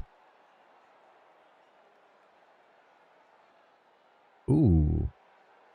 Attempt to snare the drake with a grappling hook. Banish the drake with abjuration. Why would that work? Unless it's a summoned drake. I mean, I guess we could try. You focus on your training, your oath, and your overwhelming zeal, channeling it into a single refusal to accept the presence of a drake in this world. You reach you reach a limed hand towards the approaching reptile. The drake twitches, shudders, and splits at the seams as rays of light shine forth from its form. It bursts in a flare of blue-white flame that consumes the soul energy from which the creature was formed. You shimmy down the rope and alight in the foot of water left in the arena floor. Little evidence remains of the dragon stalkers, a handful of disembodied limbs and a pair of armored corpses floating in clouds of blood, grubbling, snacking on the remnants of the Slayers chosen. The colossal grubs now turn their fetid maws towards you. And there's an ad. I refuse you. Yeah, that is a pretty bitchin' move where my character's just like, no, you're not real. Fuck you. Get out of here. Get out of here with your shit.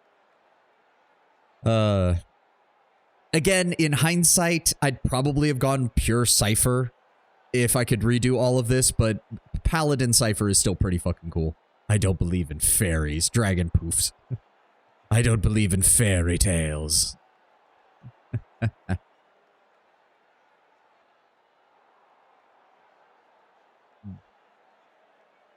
Okay, come on, ad. Finish up. Finish up so we can keep going. So, Tenwin, is this actually the end of the DLC story-wise? Everything else is just optional fights? And optional relics that you can find? You get a soulbound axe if you go with the Slayers. Ooh, not bad. There's one more story bit and one more fight, but yes. Okay, so we'll actually get this done. Well, you can't cast Archimede's Testicular Torsion if you're not a wizard. Would Arkhamir really come up with Testicular Torsion? I feel like that's more console hots kind of thing. He did create the Crushing Doom after all. No, you're right. Archimere would be Tensorial Torsion. Console Hot just has a version of his Crushing Doom spell that literally just hits you in the nuts every time. The DLC is still the worst in the game. It is so far been the worst of the DLCs, yes. Like, again, if you're looking for more combat, by all means. But the way this is implemented just screams like, yeah, we didn't know where to put this, so we just kind of threw it in there. It seems only the forces of nature stand between Sylvani and the champion's crown, says the Seeking Face.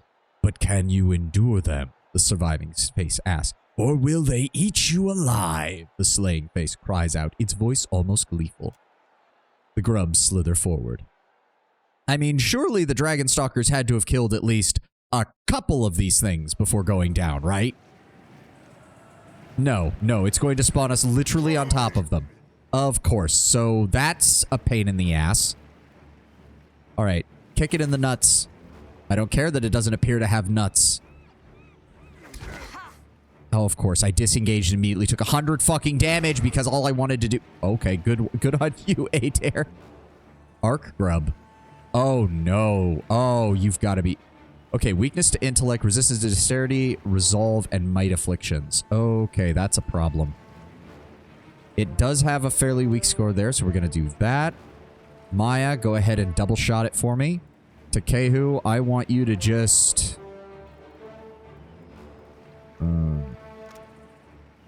Spell may only be used on those near death. Do we want to save it for it? Because his will save is not particularly good. That might actually work. So if we can just get him down to 25%.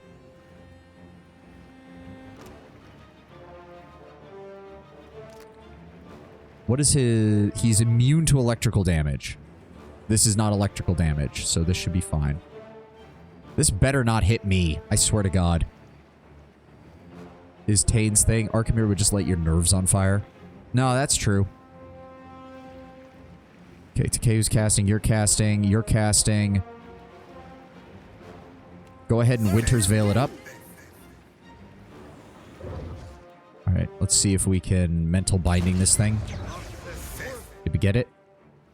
We hit him, but it... Oh, right, he downgrades it automatically. Hater's taking damage, that's fine. Oh my god, it just grabbed him twice. What the fuck? Alright, kick him again. There we go. No, Constantine, keep focused on this, please. Keep focused on this, please. Alright, we stabbed him. I want Disintegration. Go ahead and give me Concussive Shot. There we go. Almost there. He's almost to 25. I was about to switch him to his melee weapon, but then I remembered this thing's immune to lightning damage, and his weapon is almost all lightning damage. So let's not do that.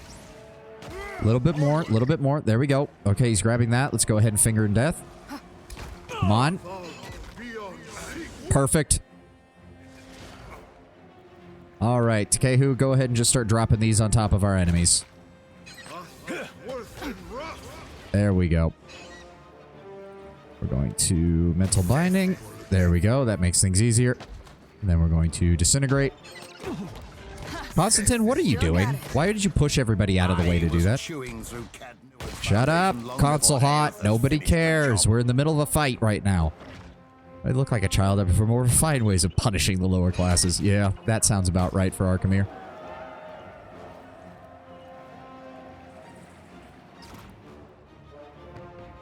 Really, that was their gear that was left behind. I was expecting something more from guys who killed dragons. Return the soul essence to the crucible. I don't want Gallowayne to bitch that I'm not a fair player at this. The hunt concludes. Raise your voices in glory to these, the champions of the hunt. The tone's excited, surprised, and all things in the middle. Your name is roared by the crowd, echoing from every direction. Tire of the adulation. Return to the pool of memories. Humaire will see to your coronation. Congratulations, Watcher. May you defend the title for as long as your strength deserves it. The other archmages seem to imply that Tane's orb is just a controlled losing control of a spell, not an active attempt at sadism. Yes, but Tane also strikes me as the kind of guy who a nut punch would be seen as a playful joke rather than something that is sadistic. He does have a very dude bro kind of look to him. Oh. The caretaker stands before the swirling pool as the waters bubble and shimmer with soul essence. By her side waits Ngari, shuffling with frantic anticipation. Approach, honored champion. With solemn silence, Humare lifts a helmet styled with spider legs, boar tusks, and Stalgar features. She tries unsuccessfully to place the helmet over your misshapen, god-touched head, then chuckles after a quiet sigh. Of course. Mauro would use anal intrusion as punishment as a surprisingly low amount of success in causing pain. Oh, God. We're not so common as to earn this helm regularly, but we do keep an alternative. Thank you. She passes the helmet to Ngari, instead removes the cape draped around her shoulders, clasping it around your neck with a flourish. Wear this mantle with pride, champion of the hunt, as I have these many years. By the authority of Tawamawai and the souls of Kazuwari, you are declared the champion of the hunt. From this day forth, you are the envy and the ambition of every contender to come. You are hunter, but also hunted. Yours is the burden and the joy of defending this proud title. I am honored. Never thought I'd hear those words. Constantine stands a little bit taller, shoulders straight. Now, to anoint you in the pool of memories, that the souls of this place may share in your triumph, clear your mind. Lower your head into the waters and open your eyes to that which the faces choose to show you. You kneel before the ancient stone font, and a feeling like static electricity tickles your face. You take a breath and submerge your face into the pool. The surface of the water gives way only reluctantly, and the energy playing across it tickles your senses. The tendrils of soul energy before you lick your features, probing your nostrils, ears, eyes, and lips for any point of ingress. They wrap about your head in a soft caress initially, but soon tensing, rigidly grasping and pulling you deeper, too deep. Interpret the sensation. Partial success. The energy, the hunger, it draws down your soul, you suspect, towards the bottom of the pool. You might not even feel it, you realize, if you weren't a watcher, and you're unsure what effect such a pull might have on you. Fuck it. Nothing ventured, nothing gained. Let's go. Your chest tightens and your blood runs cold, rushing through your ears. Or perhaps it's the flow of water past you that you hear, or perhaps you fall ever deeper into the ancient pool. The currents begin to calm. You feel the cold wet against your face and within your ears. Your hands grip rough stone. Your feet rest on solid ground. Warm air stirs the hairs on the back of your neck. You straighten and withdraw your head from the pool. I feel like that wasn't supposed to be what happened. Oh, we're in a new place. That's why. Oh dear. Gallowayne, are we going to be meeting you this time? Nope. This isn't right. That is correct. Feels real sticky. Like something breathing on your neck. And I can't rest here, which means I still have my injury, which is minus 20 fortitude. Not the worst, but certainly not the best. What are you? Oh dear God, more souls. Enough of that now. It's time. The axe is sharp. She won't feel a thing.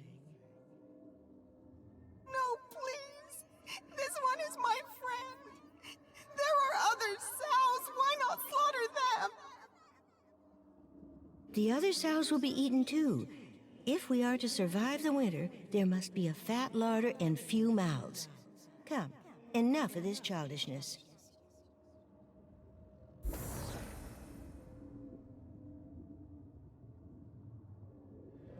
Okay, Gabe. I mean, yep, that is indeed what happens. I'm not sure exactly what it is you're showing. I'm an idiot. I wasn't even wearing the fucking belt. God damn it. Whatever. Where is it? Where's the... Oh, wait. Oh, it automatically... Okay, it took off my existing one. Incoming melee attacks, the target deflection and miss have a 10% chance of allowing an instant primary attack riposte. Nice. Plus 3% action speed and weapon damage for each enemy engaging the wearer. Not the best, but certainly not the worst. Embroidered with stylized stalgars, spiders, and boars, this cape was awarded to you upon being named champion of the hunt in the Kazuwari Crucible Games. While a helmet is the traditional prize awarded to the victor, you are not the first godlike to win. For champions with god-touched brows such as yours, this one-size-fits-all cape is given instead of the usual helm. Well, of course. Each tusk feels as smooth as driftwood, but the blood is still wet. Oh. Oh. Crowned in a stylized boar helm, a starved and sinewy Amawan man kneels in quiet contemplation. All manner of scars and burns festoon their arms, and stringy, unkept hair dribbles from the collar of their helmet. You fight with the fury of Tuamawai in all his forms. Yeah, we're real impressive. So who in Margram's name are you? I am Uruke, the surviving face. I wish that I could welcome you under better circumstances. I wish to see you return to your proper place. But the other faces conspire against us. Sorry about your pig. My pig? Ah. Watchers all see the past and present of souls muddled as one. I appreciate the condolence. She was a good friend, but only the first of many I outlived. Are you exactly? I came to this island when I was very young. It was a time of chaos and suffering throughout the Dead Fire. You were there, weren't you? You saw the great cataclysm which swallowed Ukaizo. I never saw Ukaizo, child. Only the storms and the mad sea and the beasts driven to frenzy. Rare even were other kith. Sometimes I thought myself the last Aumbawa in the world. Despite what she said, that does sound like the Ukaizo apocalypse when they were ascended up by the Ingwithans. My guess as well is that does not speak well of Ukaizo's ability to actually control the Deadfire very well, considering if other portions of the Deadfire were essentially still primitive versions of the Huana, meanwhile Ukaizo was running as a fucking modern magical state. I enjoyed the remainder of my life in this inhospitable place. A very long life. All of it spent as nature would will it. Now I am as you see me, the most enduring of the faces of the hunt. What are the faces of the hunt? We are talons shared upon one clawed hand. To be fair, even America has people like the Appalachian Mountain Folk. Yes, but the descriptions we were given of Ukaizo is like... It maybe nowadays isn't a good comparison, but maybe something from like the 1920s, 1930s in America, where you had people in New York living with electricity, modern appliances, cars, and everything else. And then, yes, you had portions of Appalachia that quite literally looked like something out of the 1400s. But it's interesting that the Huana talk a big game about how Ukaizo was so perfect, and this is yet another indication that no, it really wasn't. It was just more advanced than what they have now. Though possessed of our own names, our own eyes and minds, we have united in purpose. We serve Tuamawai and care for his crucible. Why have you brought me here? It was not me who lured you here. They raise a single bony finger in correction. The others would use you to escape this place. They mistake it for a prison. I would prefer that be prevented. If the faces got free of their statue, we'd be unleashing a three-headed monster on the Deadfire. But that might bring the bloodshed in the Crucible to an end, too. He chews on a thick knuckle, looking away. So where am I exactly? This is Tuamawai's domain. One of the great hunter's many dens in the beyond. Here, the souls of those who fought and died in his honor may rest until the time of need. when Tuamamai will absorb their cunning and feast on their might. Though you could not walk there from here, you are, in a fashion, still on Kazuwari. This place exists within and beneath its great statue. From here, we oversee the Crucible Games. And how would I return to Kazuwari? Wahami, the Slaying Face, has destroyed the flow of souls. To leave this place, you must subdue him. His desecration must be undone. And how did he destroy the flow of souls, especially when being trapped in such a place? Eruke points to what first appears to be a stalactite and stalagmite of Adra nearly touching. The chunks of essence-rich stone floating around it leave little doubt that it was once a singular pillar. Wahami shattered the spine of souls. Now, those who perish in the Crucible do not move on to meet the wheel. They clog this place, or they linger above. Regardless, they wail and rage. It seems utter madness to violate this place. But now I know he longs to escape, or perhaps only to avenge himself on Tuamawai. Perhaps your arrival is the Hunter God's reply. Gallowayne actually tried to ward me away. He sent you a giant lizard instead. Then he has decided to punish us all.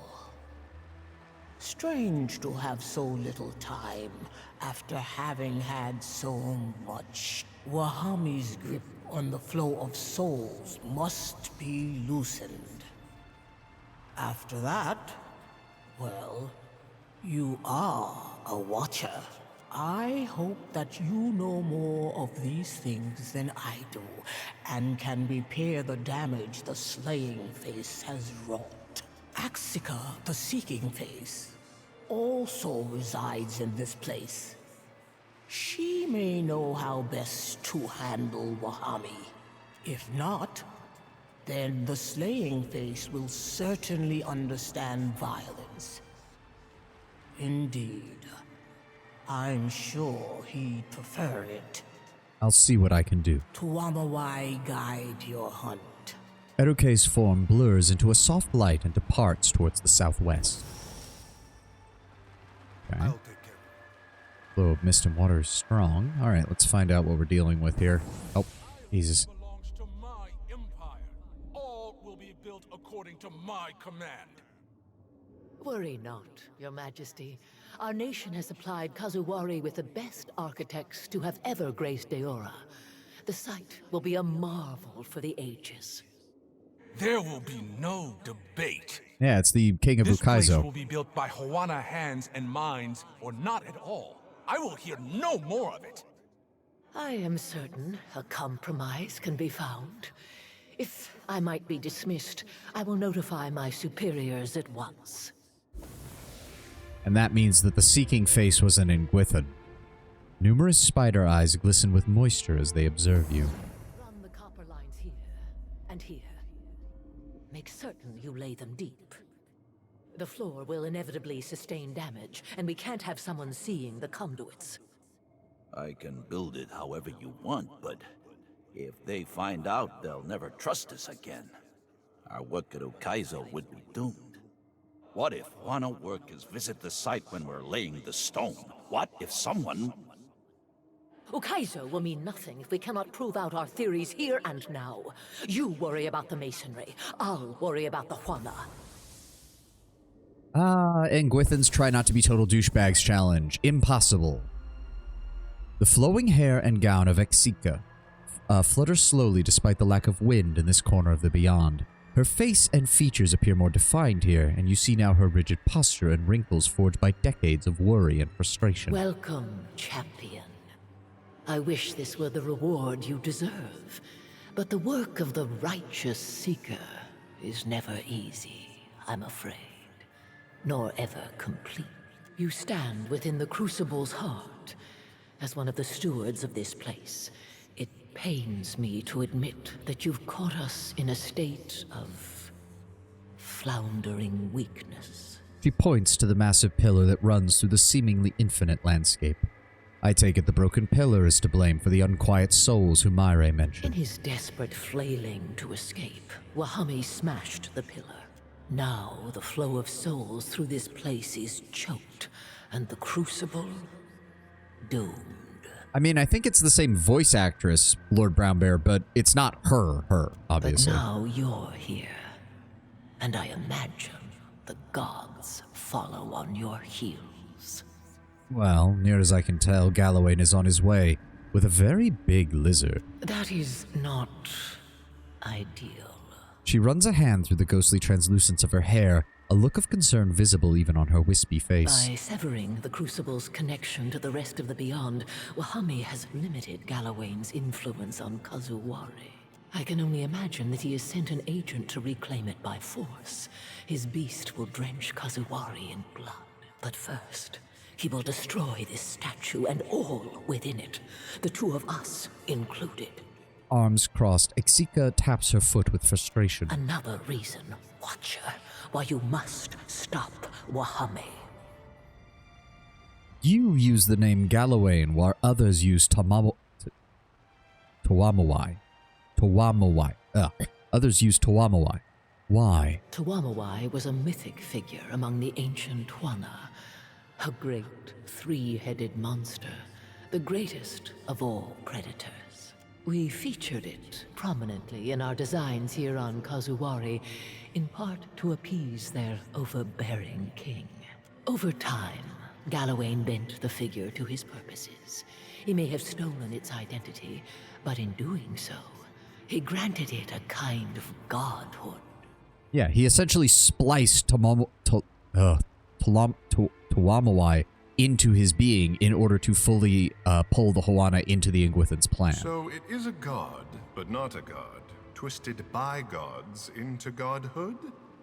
Captain, I have many questions. The only question you should be asking Takehu is how quickly can we destroy the Ingwithan's plans, because that's usually what this comes down to. You could say it was made in your image, in a manner of speaking. Why didn't you want the Hoana knowing your true plans for this place? What do you mean? Before you appeared, I saw a glimpse of your past. You spoke to a king and to an assistant. Ah, yes. I should remember I am speaking to a Watcher.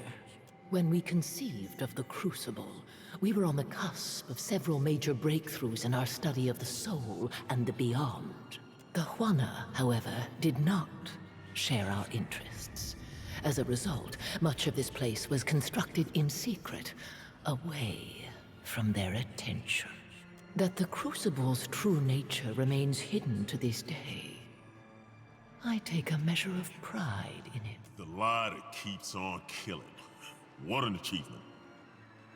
The Soul Collection. Is that to blame for the island's oversized wildlife? That this place also serves as an island of bounty proved an unintended but desirable outcome.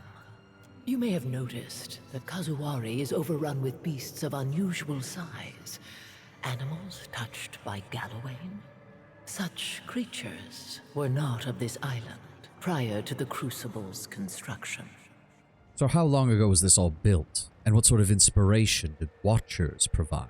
A Watcher can seek souls in the in-between, but more curiously, those souls can see them back. The mechanism within the Crucible attempts to replicate that signaling property, only without a mortal body that is susceptible to death or disease. Every hunter chases Galawain in their own way. Mine was to have Galawain come to me. Right, so we're not even dealing with the actual Ingwithan plan to ascend to gods. We're dealing with someone else with their own fucking shit trying to do stuff. A rogue Ingwithan researcher developing her own theory with this stuff. Oh dear God, that's great. That's great, as if the Ingwithans weren't bad enough. Now we're dealing with their fucking refuse and cast-offs. So this place is one giant trap for the souls of those who lose in combat. Do I hear an accusation in your words? If you know anything about me, you bitch, you know damn well it's an accusation. To a hunter, or a god of hunting, the term trap is no pejorative. Galloway likes traps, understood. But yes, we designed the Crucible to capture the essence of those who met defeat here, and some of the power of the victorious. It feeds off the living too? It does not allow those energies gathered or expelled by the contenders to go to waste. Within the Crucible, today's hunters may learn, firsthand and without coddling, the lessons that slew hunters of the past. Have others left their posts here, or is Wahami's attempt the first? No. We were the first set to this task. I'm not going to read that, Lord Brownbear, but yes, I've seen that copy pasta. Fucking 4chan. A slight frown mars her spiritual features. Always us three. I cannot imagine it any other way. It may not even be possible to leave, but Wahami will try. I will deal with Wahame. Know that he lives up to his role as the slaying face. Be on your guard, Watcher, and good luck. Honestly surprised that she's not trying to stop us. I'm sure we'll... Oh, dear. Yep. He cut that guy in half. And then he shot that guy. And then he bludgeoned that man with an axe. How does one possess the time to collect this many fish? Well, this ought to be good. We're gonna need to fix this, aren't we? Come on. Let's hear your rationale, buddy. The slaying face's form coalesces around his cackling smile. Though the spirit's features lack the fine details of a living visage, his razor-sharp teeth appear bright, opaque, and far more solid than anything else in this realm. Axika's spiderling finally arrives. You hunt well, champion. Your fury pleases Tuwamawai, as does the blood you have spilled in his name. For strength and fury will live forever. You will speak for Tuwamawai. You will become as a god. I don't think the Lord of the Hunt wants to see more of me. Tuwamawai would not have guided your slaughter were this moment not meant to be. You have earned this prize. You have earned eternal life. Take it. My friend, if you think I'm going to help you, you're sorely mistaken. But you are stuck here. Why not accept the honor of becoming one with Tuwamawai? Wahami, I know more about the gods than you have any right to talk about. Becoming one with one of them is about the worst fucking fate imaginable, and even implying that I would want it makes me want to shoot you in the face. I will even let you fix the River of Souls. And we gaze into each other as only watchers can. Until I wear your living hide, and you walk the heavens. When I walk in your body, I will adapt, will be free, will hunt Eora once more! Yeah, don't swing like that, my dude. Seems a bit early in y'all's courtship for that. Thank you, Adair. You really ought to keep those kinds of thoughts to yourself, friend. And if I refuse? Would be easier if you relent.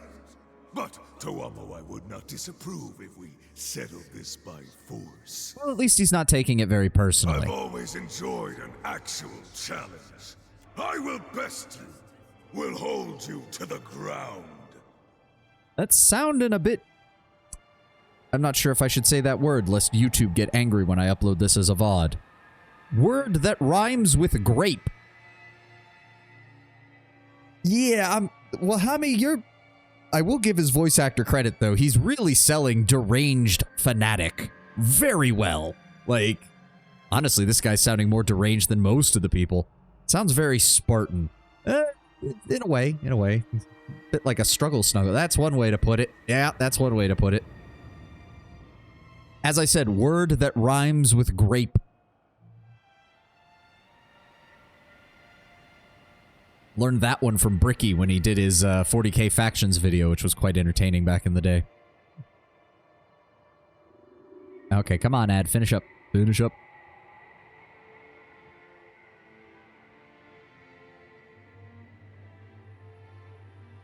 Made Bricky very popular too, that one video. It did indeed, Tenwin. It did indeed. Like, that fucking blew up. I didn't know about him either before that. Let me make this clear, Watcher. I likes you, and I wants you. Did you see the Astartes 2 trailer? I haven't yet, Tenwin. I've been... Between work yesterday and getting set up for this morning, I was behind to begin with, so I really have not had a time to do any of that. I've seen people already posting images and clips of it on various Reddits, though, so I know it's gotten pretty well received. Ahem. One of us must relent, and it's not going to be me. So we must settle this with strength. Tuomo, I would have it no other way. His spiritual muscles bulge with puissance. Hang on now. Should probably find out what's going on here before we start throwing our weight around. Constantine, we literally just... It doesn't matter. Let's go. A test of might is what Tuomo I would want. Size of the Emperor getting attention for once. Yes, it was nice to see just a kind of very out there chapter getting representation. I did see a still image of that, so yes. I know some people are upset that the Lamenters aren't showing up, though, because apparently they were teased at one point and now they're not there, so some people are very upset. Which I can understand. Lamenters, we like Lamenters in this house. Everybody likes Lamenters. They're good boys. With a rumbling laugh, the Amawa cranes his neck as he eases into a fighting stance. With a tilt of his head and a flex of his wingspan, Wahamawai's soul readies for action. Everyone loves the Lamenters, well, except for the Marines Malevolent, but no one likes the Marine Malevolent. Could have been Celestial Lions. It would have actually been hilarious simply because we haven't seen anything of them since the last, like, 5 of them survived and were given what was left of their chapter's gene seed. Alright, there we go. Yeah, we're just gonna mind control your animal companion, make this a little bit easier on us. Thank you. Just go ahead and switch to your ranged weapons since there's not much room actually to do much here. Gonna switch to the gun and we're gonna paralyze you. Yeah, no, you're not going to be much of a problem here, I don't think. Yep, we've got control over him for a while. Oh, look, he transformed. Whoop-de-fucking-do. You will be mine, Watcher. Oh. Oh. Oh, and he teleports. That's not good. You have much higher defenses. Okay, fair enough. No, Wahamawai, no, I don't want you recovering. I do not want you recovering. Mule kick. Go ahead and root her in place. Thank you. Get out of there, please. Get out of there, please. Thank you. Did we get disintegration on him? We got disintegration on him. Good. Go ahead and dual shot Exica. I'm going to go ahead and paralyze her as well. Alright, get in here and assist, if you would, please. Really? We missed her on that second one. Wait, Savani killed one. Oh, because of disintegration. Right. Right. Adair, go ahead and mule kick her, please. Constantine, go ahead and... What is that? Paralyzes enemies in the area of effect. Go ahead and cast that on her. Go ahead and give me a concussion round. To Kehu, go ahead and... Go ahead and drop entropy on her, please. Ow. And they fucking... Okay, get out. Disengage. Fucking A. Dick. Give me a nature's mark. Concentrate it on her, please. There we go. Knock her on her ass. Hit her with the disintegrate. Insufferable. Disintegrate. Unbending shield. What the fuck does that do? I'm assuming it's boosting her deflection or something. Let's go with Psycho... Oh, that's not going to work. That's a mental target. Soul Ignition. Is she even taking damage? I do not know. I know I heard where to find it, but I just can't remember. This is part of the bunch of... Here's what the Inquisition wants. Oh, you all were talking a lot while I was trying to focus on this. What was the name of the animation? The space was fighting Nurgle cultists. Was that the secret level episode with Titus? Maybe? Because I don't remember anything.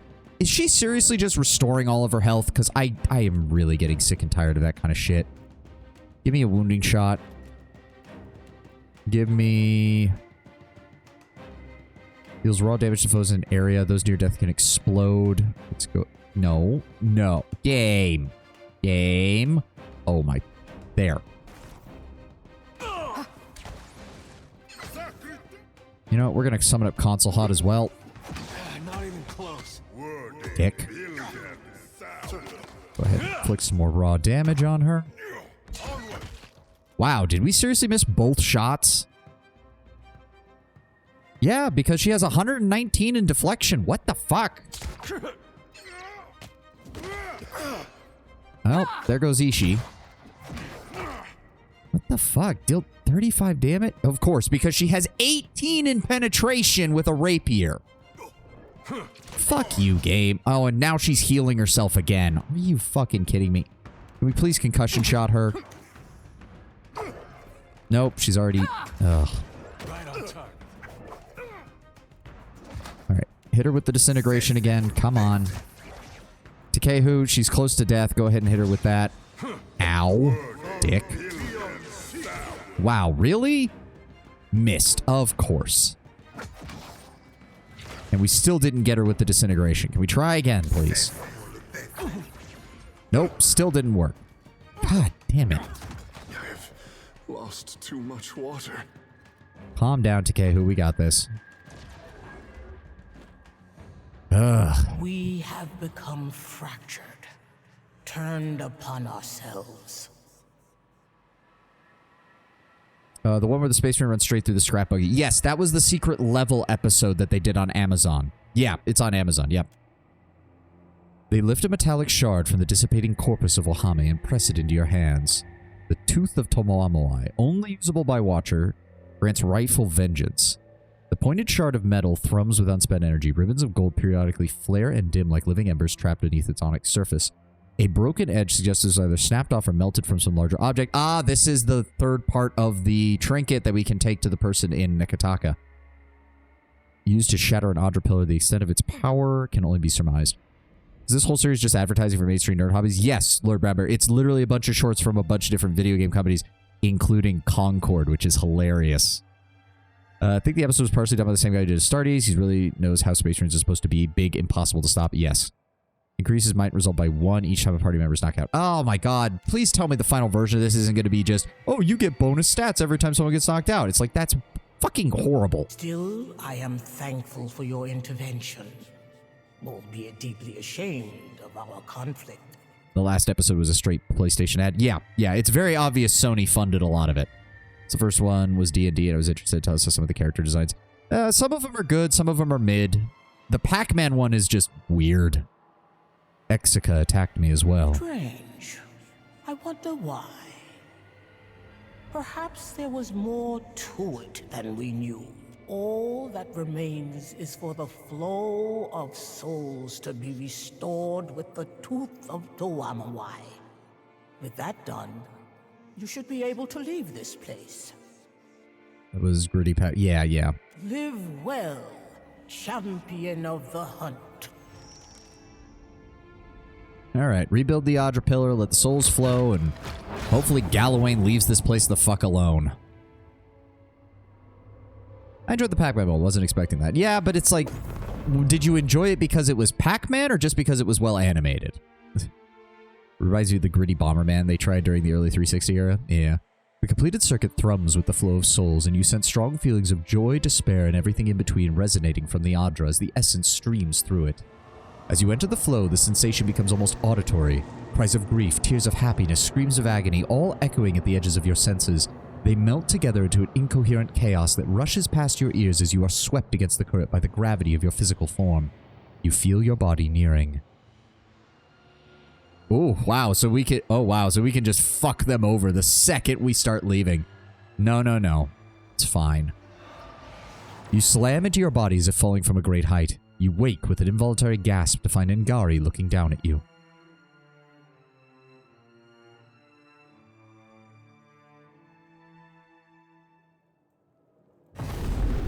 Uh-oh. Oh, dear.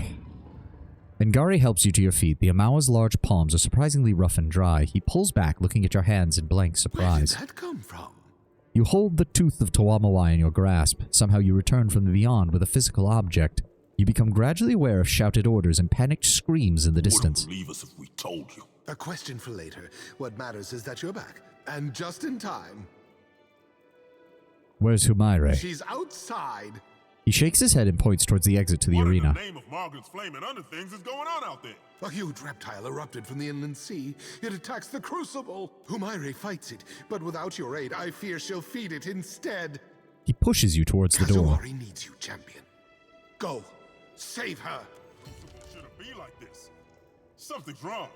Just for once, I hope this has nothing to do with us. Wait, what door do I use to get out of here for that? Or do I have to use the pool? No, I don't use the pool. The door in the chambers. Ah, okay. Oh, yep, you're right. There we go. And of course I can't rest here, which means I'm still... Do I have an extra luminous Audra potion? I do. Yes. There we go. Okay. And if that's the case... Oy vey. Is there anything I want to... I have all three parts of that, don't I? I think I do. Yes, the tooth, the weight of revelation, and the crown. Yep. Okay, good. Alright, I don't think there's anything I can do. Let's make a hard save here, because we're going to really need it. Up into the Crucible. Also, to shout out to PlayStation for giving Helldivers a spotlight cameo. I mean, the cameo was nice, but it is also kind of weird, like... I have performed for bigger audiences, but I say this one will do. Wait till you hear the statue. Oh, wow, yeah, it's just a straight-up giant crocodile. Okay, Galawain is not playing around. Yeah, it's gonna eat her in the very first beginning of combat, isn't it? The beast's breath rolls over you in a fetid Oh, wave. God. The stench of rotting fish nearly overpowering. A light sparks in its beady eyes, and the shouting from the stands fades away to nothing, replaced by the guttural rumble of Galawain's displeasure. What now, Galawain? I fixed your fucking problem. What are you pissed about? This is my temple, my island, my security against Aethys's madness! The beast's tail whips and snaps across the arena's floor. It is restless and hungry for a fight. Okay, but I fixed the problem, so what are you screaming about? My connection to the island is returned, yet it is not as it was. I fixed your fucking issue. Calm down. The force of Galawain's displeasure hits like a kick to the chest. As you fight to catch your breath, you hear the low, building growl of the god's animal retainers as a whisper upon the breeze. What happened in the beyond? What did you do? Weave your tale now, while you have a tongue still to tell it. The faces that you so blessed were embroiled in a power struggle. I dealt with it, and now they will remain within the statue, forever yours, Galawain. I must admit, I'm surprised. You are known among the gods as a willful and contrary creature. Yeah, well, it was either work with the souls in there to fuck everything over for you and probably deal with you in the aftermath, or let those souls free to actually return to the wheel. And given that I'm not a total dick, I was going on with that. They actually were the same person. You can figure that out and have them sorted out. Oh, interesting. Huh. Oh, well. I only regret that a scavenger like you stole my kills before I had the chance to crush them in my own claws. Really? You're complaining that you didn't get a chance to do something directly? When was the last time the gods actually bothered to do that, not act through me or somebody else as their agent anyways? Hell, you're not even here in person. You sent a giant crocodile. By your actions, the Crucible's trial will persevere through many seasons to come. Those who fail their trials and give their lives to the arena will remain a part of it, as it should be. So why were you so pissed off about the faces? You should never have trespassed on my territory or violated my den. They drew me into the statue. I didn't want to be here, and you have been a bitch since day one. Are you even doing anything about Aethys? Nothing. He has his hunt, and I have mine. His constant, pointless adventures in the mortal world are none of my concern. When last I spoke to the gods after Hasango, you said you admired him. Did something change? I said I admired his nerve. We believed he intended to rejoin the Pantheon, not tear it to pieces. I will hibernate and let the other gods squabble in my absence. You could do something useful, like help. Whom would I help, Watcher? The kith, grown soft and forgetful of struggle? Or the gods, for whom struggle is meaningless and tedious argument second nature? Oh, the kith have grown soft and forgetful of struggle. Yeah, it's not like, let's see, we've got Rawatai, who's constantly pounded by storms, having to expand across the world, trying to get things under control. We have the Adiran Empire, which is constantly short on resources, had to establish colonies, and then those colonies rebelled against them, leading to constant conflict there. We had the Ritzerans and the Dear Woodens, who are at each other's throats. We have the Dear Woodens and the Glenfathans, who have been at each other's throats. We have the Valiant Republics that are barely held together by a mutual culture, and otherwise would probably be a squabbling set of nation-states, just like their predecessor in Old Valia. Do I need to keep going down the list, Galawain? Now, you are right about the gods. Struggle is meaningless and tedious argument second nature. At least we agree on that much. It's just a shame you don't see that that's also your problem. Let's get on with this. I'm tired of your bullshit, Galawain. Indeed. Pray to your favored god, Herald of Bereth, for your death is near at hand. You know what? For once, I don't even give a shit about avoiding the fight. There's no point in talking to you, Galawain. There's no point in talking to any of the gods when they get their heads stuck in this stupidity. Like shuttered lamplight, the glow of Galawain's presence leaves the beast's eyes. Dark encroaches at the edge of your vision, until all you can see is a pinprick of light swimming in the emptiness of the beyond.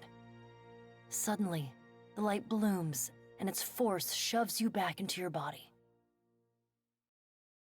I did a spit take. Was that about my rant or just me choosing to fight, Denwin? I am sick and tired of the gods' bullshit, in case you haven't noticed. I am truly sick and tired. Oh, of course, you're not going to help, and none of your guards are going to help either. It's Porokoa. Okay, interesting. Oh, no, Lord Brabber, what he said. Okay, fair enough, fair enough.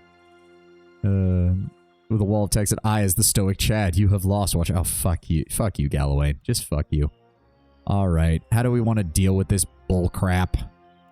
Let's start us off with this. Go ahead and charge it. Maya, go ahead and hobble it. Just start chanting, please. That's really all I can do with you. Keep the beast. Which one is it? Yes. Comes off the winds of death and the arrow slings between dragon scales, right? That's the +1 penetration. Oh no, that's the wrong one. What? There we go. With all your strength, slay the beast. That's the one we want. Why can I not? Oh, whatever. Okay, you're charging, you're casting your spell, you're chanting. Give me Nature's Mark. There we go. Focus it on him. And I'm going to go ahead and mind control this piece of shit so we can get an additional attack. There we go. Go ahead and engage them. Takehu, you cast that. Good. Let me see, what else have we got here? Go ahead and give me entropy on him, please. Oh, of course he had an AoE stun that hits everything in front of him. Thanks, game. Go ahead and hit him with the disintegrate, please. There we go. Good damage. We've got him for another 30 seconds. Maya, go ahead and give me double shot. Adair, go ahead and give me Confounding Blind. Give me... Is that raw damage? Yes. Allies in the explosion area are healed and gain action speed. So yes, we're going to go ahead and just cast it that way. Takehu, give me...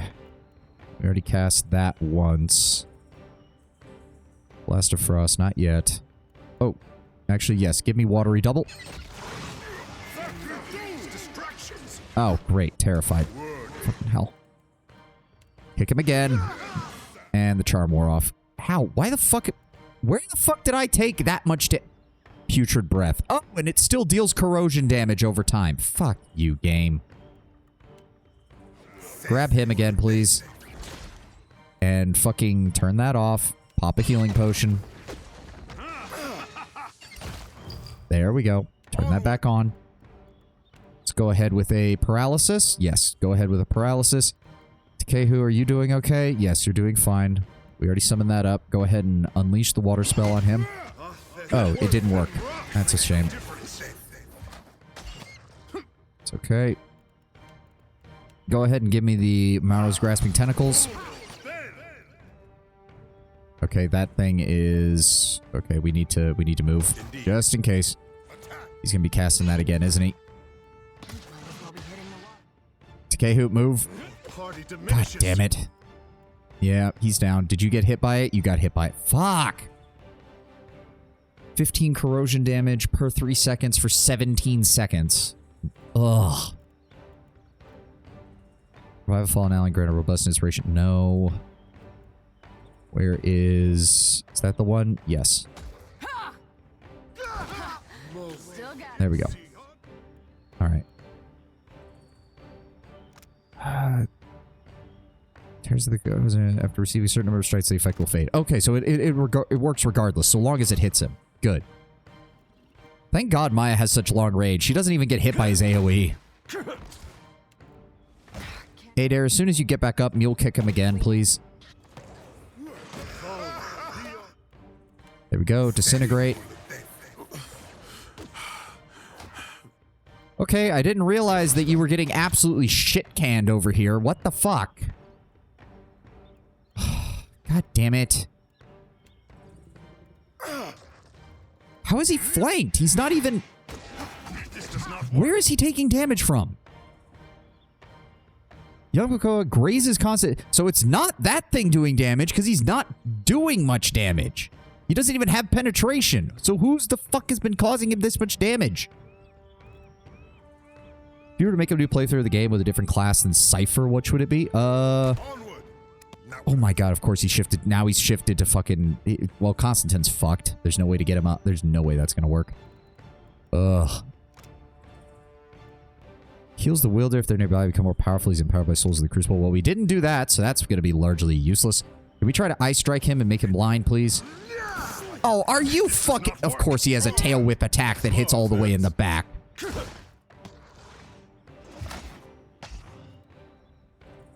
Adair, mule kick him again. We're doing so little damage to this fucking thing.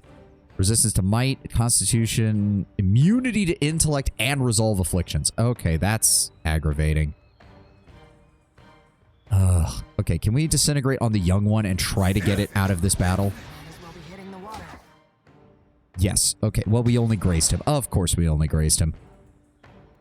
Heartseeker, no. Well, no, we don't want to hit Adair. Maya, can you reposition real fast, please? Give me Heartseeker. Hit him right down the middle there. Go ahead and cast Disintegration on him as well. At least Adair... I haven't had to worry about Adair dying, at least. There we go. Disintegration on him. Heartseeker worked on him. Maya, I want you to focus on the young Paroka. Go ahead and mark for the hunt him, please. Give me... that. Oh, are you fucking kidding? Did that walk him into range? It did. Fuck! How did you get stunned? You're on the other side of the... How? The fucking effect was right here. How the fuck did she hit him all the way over there? Oh, God. Turn it off. Pop a healing potion, please. Pop a healing potion, please. Thank you. Hey, Dare, please kick him again. Jesus Christ. Disintegration's still working. Can you please kill the young one? Please. Go ahead. She's only got one left. Wounding shot. Give me another watery double. Oh my god. Why won't you die?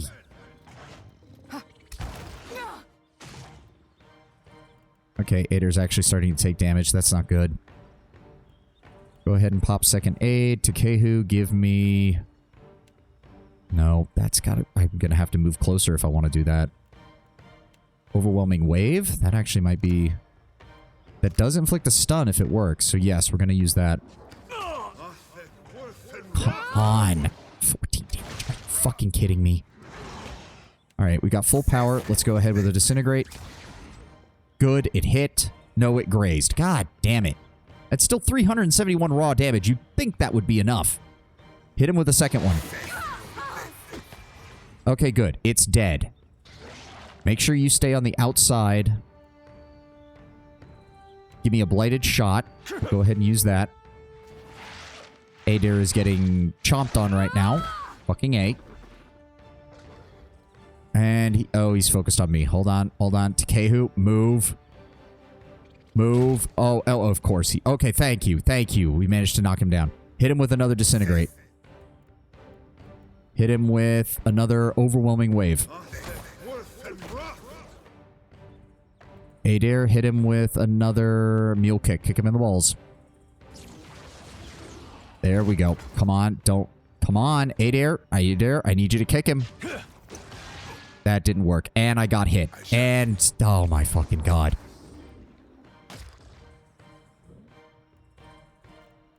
What do we have left? What do we have left? Give me a Blizzard. Focus it on him. Maya, keep shooting. I've got nothing left, focus-wise. Ow.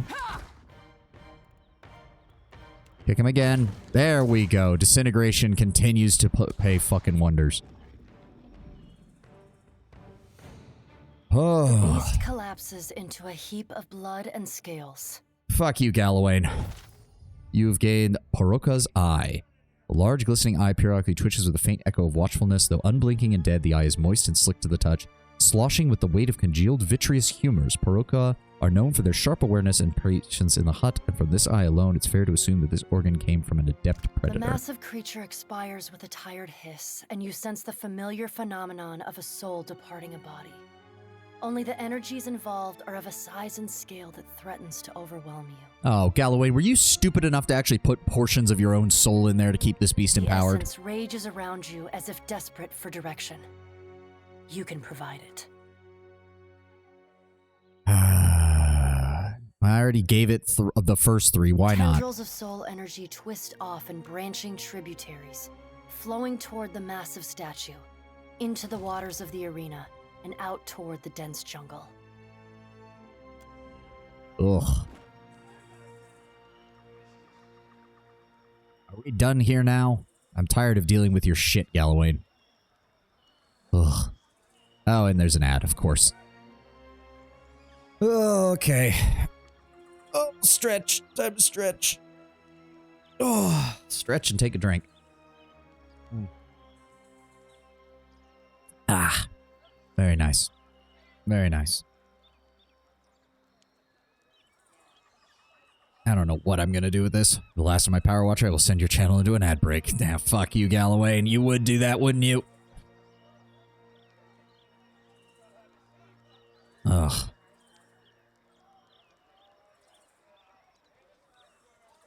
I feel weird waiting for the ads to stop, even when I'm doing my exercises. Like, I don't know. You're gonna make a new... Oh, right. Honestly, with what I've seen, I'd probably go with something that can still deal decent damage. Probably a rogue or a monk, maybe. Failing that...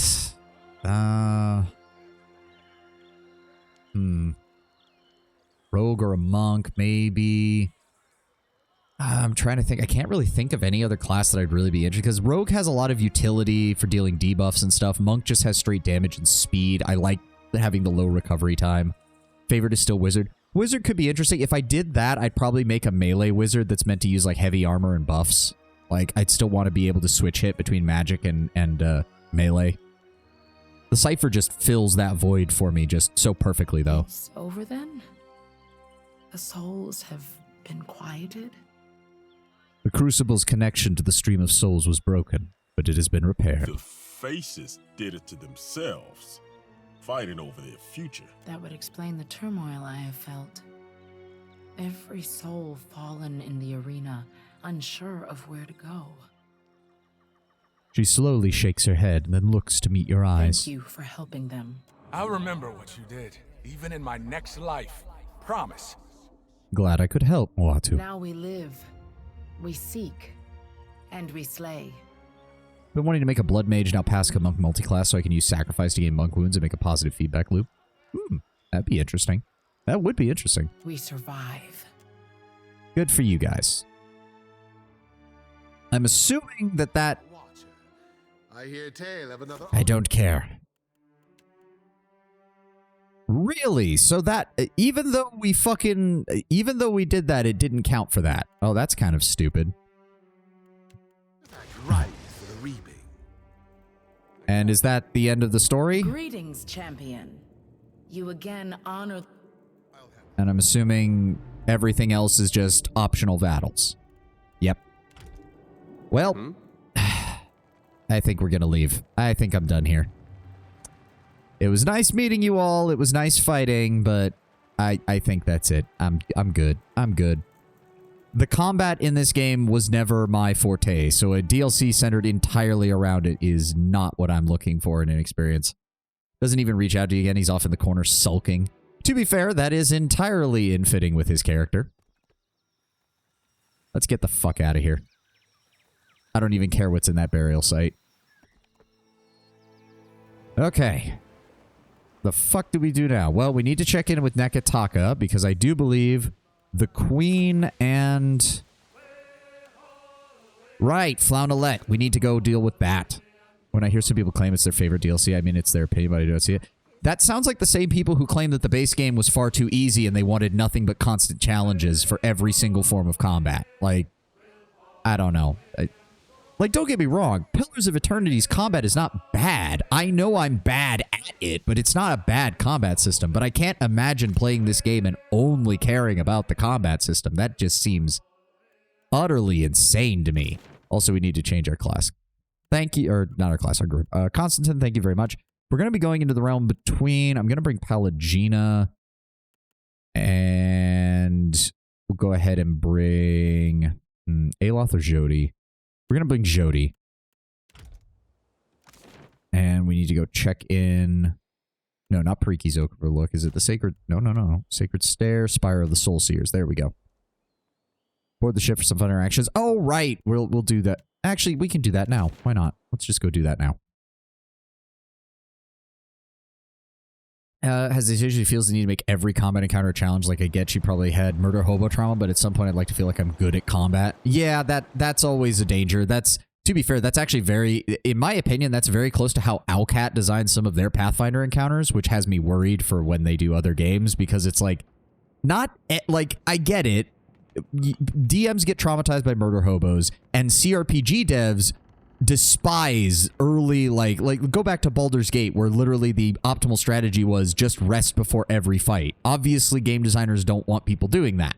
But Owlcat went in the opposite direction, where it's like, okay, we're going to penalize you resting, we're going to penalize you doing this, we're going to penalize you doing that. Also, nearly every single combat encounter is going to require you to use every last one of your resources. But by the way, don't rest between every fight. It's like, ugh. Rogue Trader was good with the difficulty, relatively not including the ship combat. No, yes. The other issue with Rogue Trader is the opposite direction, is that it is so easy to bet. Once you get past about Act 3, it is so easy to bend that game's combat system over its back and break it in half, as we saw when we played through it. At Owlcat, you can feel you excel at some point. Yes. Though in Wrath, it's just because you become broken in response to meeting broken enemies. Yes. What is it, Casita? Oh, not you. We need to talk to Constantine. Right. He smiles at your approach and motions for you to join him. So, you and Facina. Did you want to say something about that? Hell, Watcher. I don't know. Pretty sure the only thing she's got eyes for is the gilded pages of Aloth's fancy grimoire. Constantine, I've traveled with Aloth for many, many moons. Trust me, even if she was interested in him, he would have no fucking idea what to do about it. I think you can make your move, my friend. Is wasting time all that you two can accomplish together? To be fair, we probably should have had this conversation out of earshot. Incredulous, Facina snaps her book shut and looks from you to Constantine. If I am to have any hope of achievement in this life, I must catch up on reading. You two may explore one another to your heart's content. I'm sure there's a lot you could learn that you won't find in any of those books, Facina. Well, at least not in most of them. I do not need you or anyone to convince me that Constantine is a good man, handsome, even talented. I just... Cutting off her speech with a gasp, Facina's gaze slowly turns towards him. It's amazing how when Facina lets her guard down for just a moment, you realize that she's a relatively normal person. Like, yes, of course, he's attractive and good looking. It's like, yeah, but if you just lower your instant sarcasm shield there for a second, you might have noticed it yourself. Handsome and talented? Did I hear you right? Also, apparently he's very easy to please. Postinago, I said nothing. Go tend to your damned scented candles and leave me be. Tonderi, what a waste of breath.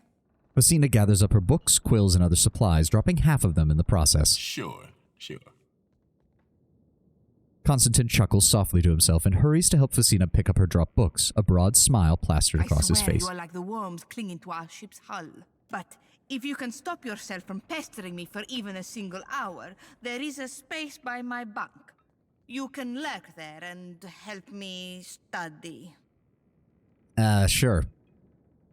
We'll make sure that you have some privacy for your study session, Facina. Flustered, she snatches one of her books from his hands. Might be I can even teach you a few chants you don't know. Facina sputters something incoherent while Constantine laughs.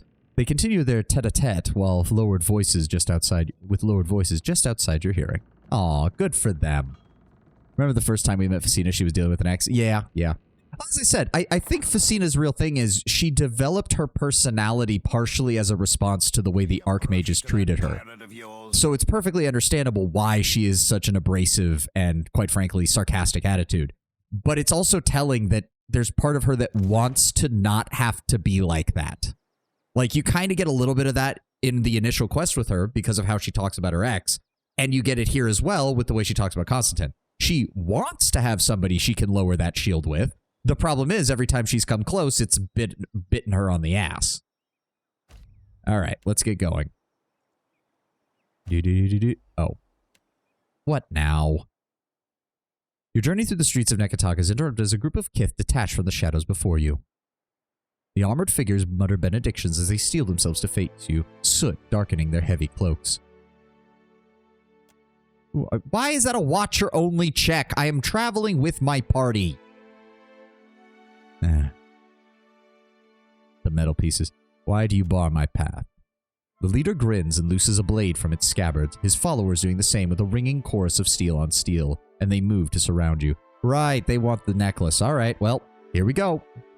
Murmur of ascents pass through the group, and one by one their faces light with grins as bright as a forge flame, and they lunge towards you as one.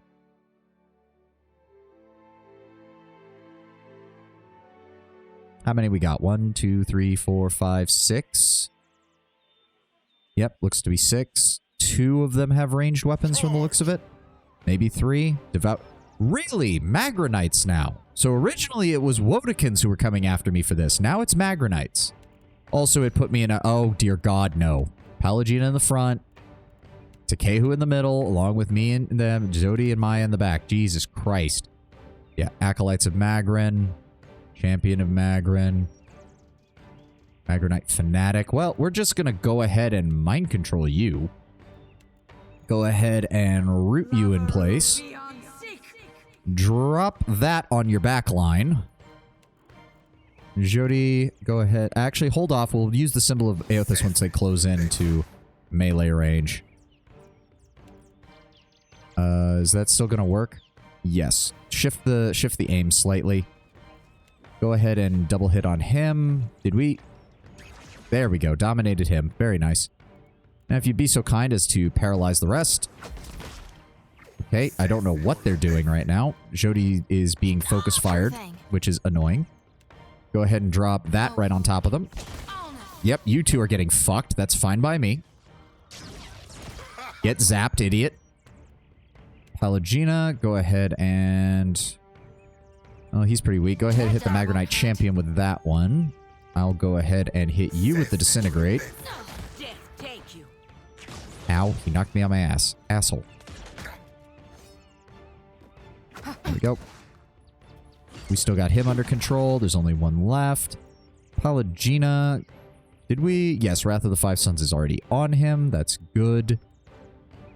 Go ahead and Flames of Devotion on him, please. Jody, if you'd be so kind, drop the pillar on his head. Right there.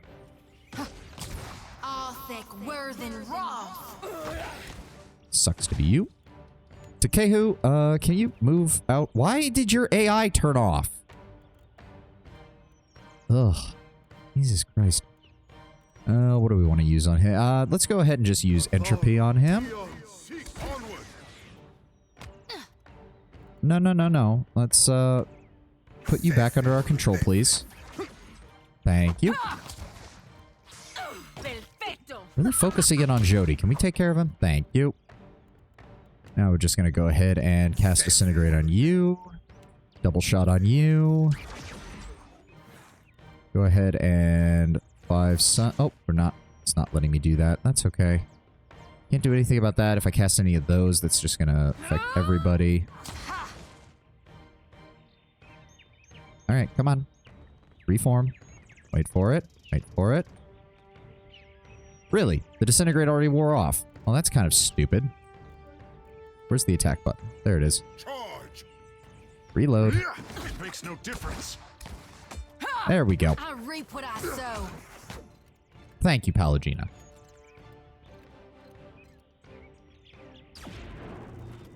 I'm here.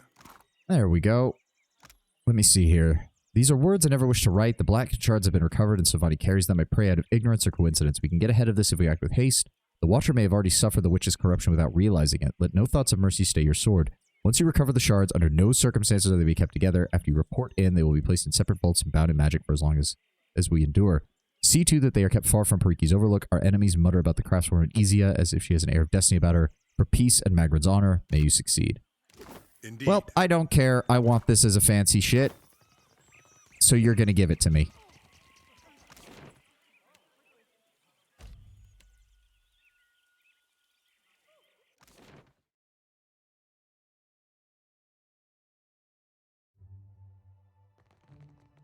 Quick save. Got anything shiny for me?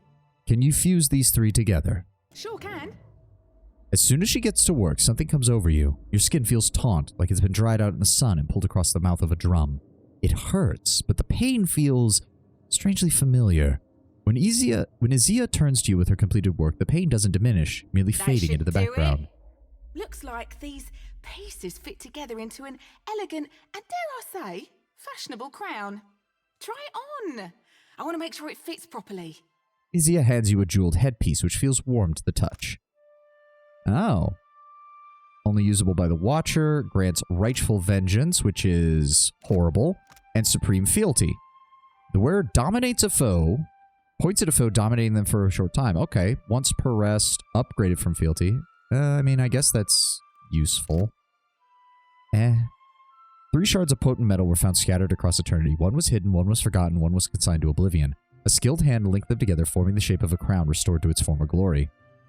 The headpiece is recognized across all of Aora. Its likeness decorates the margins of limited manuscripts, business contracts, and laws. Its severe regal points adorn the head of many a statue and altar. It thrums with the power of the 3 shards and glows with the embers of a fire never fully extinguished. If this isn't the crown of Wodaka, then it's an alarmingly accurate replica. A crown is a bit of a challenge for me. Not used to wearing hats, are you? Poor dear. Something tells me this one will fit a head of any shape. She winks. Why did that hurt? Did you stub your toe or something? Your face did go blank for a moment there. Here, a pinch of this always does me good. My thanks. Small price to pay for realizing my destiny. Go on then. I want to see how nice you look. Yeah, we do need to talk to Wodaka. Maybe we'll do that for the end of the stream. She steps back and places her hands on her hips. All right, here we go.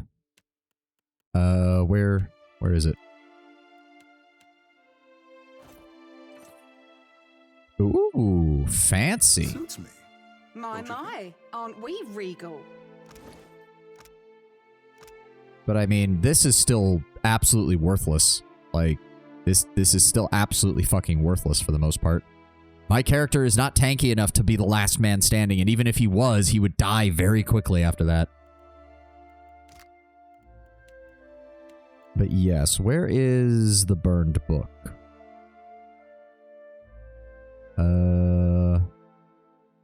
Where is it? I thought it was in quest item. There it is. Do you have a better deck item? I mean, not really. I mean, maybe. The fealty's not very good, so I'd probably swap it for something else. We'll see. Boudica peers down at you intently, her eyes growing progressively wider. Ooh. Tell me, Watcher, where did you get that crown? Its pieces were scattered, one in the White Void, one in the Kazuari Arena, and the last embedded in the body of Whale. Is that right? How fascinating. Then you won't mind if I confirm your testimony. Boudica closes her eyes. Her presence touches your mind like a talon raked over the surface of a pond. Then she nods. How very dim of my brothers and sisters. How very ignorant and short-sighted of them to imagine the crown would never find its way back to its rightful and loving mother. Is this really your crown? The crown? A crown of that size wouldn't fit my Titan's smallest finger, but it is mine all the same. Long ago, the Inquisitor of my most beloved acolytes was honored to wear that crown as a sigil of high office. She was a talented, ruthless, cruel dispenser of the law. A group of Magranite zealots raided her hall, burning and killing as they went, and while my acolytes were put to the sword, my Inquisitor was put to the torch. I never learned what became of my crown. Now I have my answer. I can understand Magran's dislike for you, but why would Gallowayne, Rimmergan, and Whale conspire to hide it? The crown was always more than a badge of authority. On the day of its forging, I gifted the smith a piece of my essence to tame the metal. Now it yearns for law, hungers for justice, and demands rightful vengeance. You may have heard it whisper in your ear, masquerading as a breeze. The crown is my Vitmo, a gate through which order spills into Aeora. Its very being is an insult to the wild, to the indifferent, and to the chaotic. My siblings were right to fear it. Hiding the crown was an unforgivable deception. The consequences will be mythic in proportion. Is that why the crown dislikes you then? Is it based on pure order and justice? Yeah, probably. And Magran, she attacked because of this? We were a young pantheon, and many acolytes aglow with passion. My efforts to organize and consolidate power were met with explosive reprisal. If not from the other gods, then from one of their many churches. The burning marked a sharp escalation in our petty conflict. I gathered the other gods in the beyond to discuss the matter, one of the many great councils to come. By the time we parted ways, Magran knew better than to cross me a second time. And yet she eventually ended up overthrowing you and burning you alive nearly, so we see how well that worked. Did the Inquisitor's burning contribute to the myth of your downfall, perhaps? Astute, for that is the way of history, is it not? Once time has stripped an event of context, all that remains are shadow puppets of facts. I will not dispute the myth. This manifestation inspires rage, contempt, and the need to answer injustice with death. Every scar, every indignity is a weapon of my uprising. And where does the smith Isiza fit in? She is the sole inheritor of my beloved Inquisitor, the last woman to wear the crown before the burning. Lineage is meaningless. Arbitrary. But a very old part of me misses that Inquisitor all the same. I wish her a peaceful eternity. Sole inheritor? Yeah. Enough about the crown. What should I do with it? In fact, Lord Brabber, it sounds to me as if the way she's describing it, this smith's soul is the same way those Glamfellan were in Pillars 1 that we ran into in Rimmergan's temple. Basically, her soul has been reincarnated wholly and intact, even if she never woke to the memories, over and over and over again until this moment where this life has the skills to rebuild the crown. Enough about the crown. What should I do with it? You may have noticed how I enjoy a quiet but determined following. You'd be surprised if they weren't already aware of the crown's return to glory. You are welcome to hold on to it, Watcher, but something tells me it will not be yours forever. The display at the Kahanga Palace was shameful to witness, nothing less than proof of why mortals require capable rulership and a strong hand. When I walk among them again, chaos of that sort will not be tolerated. Authority and temperament are non-negotiable. You blame mortals even as a god is the one sowing chaos. Aeothas has done nothing but expose an existing fault. one which would have cracked even if we had let it be. My siblings took a valiant swing at him, but it seems our intervention will have to wait until we've had time to gather our full strength. And what of you, Watcher? Your bearing is set, and Ukaizo looms upon the horizon. After everything you've done, do you believe mortals are equipped to take control of their destiny, or do they need a firmer hand?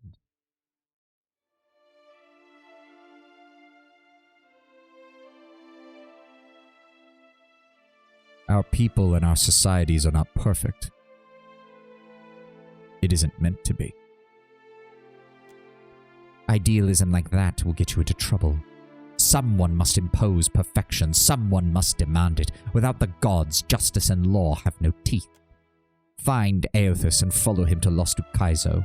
Should he listen to reason, perhaps your naive optimism will not be put to waste. I saw how you handled Galawain's little island. My brother's nature demands that he crave self-sufficiency, but he's no different from the rest. He relies on the flow of essence. And now that that flow is restored, I will see to it that he remembers his place in the hierarchy. And I have you to thank for that. You also have emerged from the bowels of Whale. Your mind appears to have suffered the experience with only minor fractures. That body should have been destroyed eons ago, sparing us all the headache of cleaning up after Whale's mess. One of these days, my siblings will need to learn the value of an uncluttered house. And it's no surprise that the Principi should face a crisis of leadership, much less that you choose to involve yourself, Watcher. With Aeldis and her failed mutiny set aside, one hopes the captains will fall in line and recall the meaning of obedience. An indomitable threat lies upon the horizon and grows stronger by the day while the Principi bicker like children arguing over a dropped sword. They will not last. I did not expect the Wahaki to bend the knee to a Kahunga ruler. Perhaps changes are coming to the archipelago faster than I anticipated. Near the tail end of the game, the gods seem to be benefiting from your actions even if you don't like them. More like the world is benefiting from my actions, and because the gods are inexorably linked with it, they get the benefits too. This is a pleasing shift of fortune. Submission to rightful authority is the only natural conclusion when the alternative is war and death. A lesson that I hope you mortals remember. If you desire answers, look no further. I have several. The other gods spoke of a guardian of Ukaizo. A fancy piece of construction, the Guardian is a safety measure against anyone or anything that limped out of Ondra's mortar alive. We assumed mortal society would refine their sailing craft over time. It is why the Guardian is deathless, obedient, and lingers to preserve the untouched silence of Ukaizo. And what is it? Seems you share Wodoka's desire for order, but not her preference for harsh methods. I desire a return to a natural order without the gods' constant interference, Lord Brownbear. It's not even necessarily their methods that are the problem. Hyleia and Aothus, at least prior to everything that's been going on, used relatively benign methods, as did Abaddon. But they still interfere to a degree that inevitably ends with people being drawn into their conflicts. Once it was a dragon, 3 of them in fact. We improved on nature's imperfect design and knitted together multitudes to become one efficient and dangerous foe. The Guardian is 3 dragons in a single body. Indeed, crafting that beautiful menace was a challenge second only to the apotheosis itself. We are no strangers to hammering together animats, but the Guardian required a frame that could outlast harsh treatment, foul weather, and relentless decay of time on an unprecedented scale. We installed behavioral safety measures as well. Were it to go mad with isolation, the Guardian cannot abandon its post or willingly end its own life. You continue to prove yourself horrible. Remember that we were the ones who tamed and bridled eternity. Our guiding principles left little room for moral paralysis. What I'm hearing is our guiding principles left little room for any kind of morality whatsoever. So I ask again, why are you in charge? Only one member of the Apotheosis Project spoke out against the concept of an internal enslaved guardian. She was quietly reassigned to Skane. Ah, so even when you had dissenters among your own ranks, you just brutally murdered them. You reassigned detractors to be part of Skane. Suitable punishment. For those of willful, insubordinate temperament, Skane was a convenient receptacle. Detractors, mutineers, would-be agitators, the perfect substrate for the foundational contours of what would grow to become Skane. Who were these dragons before they became your guardian? They were creatures sworn to the loyal partnership with the Hoana. Such unions were not uncommon in those days. So Skane wasn't a consequence, he was an intentional punishment. That seems to be the indication, Lord Brownbear, yes. So Skane was also a god that was uplifted by force. As long as the Great Hoana Empire stood to protect the islands, the tribes, and the Adra, then the dragons stood with the Hoana. That was but one covenant the Hoana struck with a power greater than themselves, but the others are not my stories to tell. We'll speak again. Volca nods stiffly. Yeah. Get the hell out of here. It's partially mentioned in the book from the Sanctum. Yes, though that was mentioning the original, like the first person who formed the core of Skane. It also explains why Skane is so self-defeating. He's made up of different versions of different, like, combative ideologies. How much of the captain's hardtack have you eaten? You're gonna make yourself sick again, foolish bird. Aw. We've been feeding Ishi hardtack. To be fair, that's probably not the best thing to feed a bird. Hardtack is horrible even at the best of times. Alright, let's at least get over to the spire. But yeah, I think I'll swap out the necklace. I don't think this one's very good, quite frankly.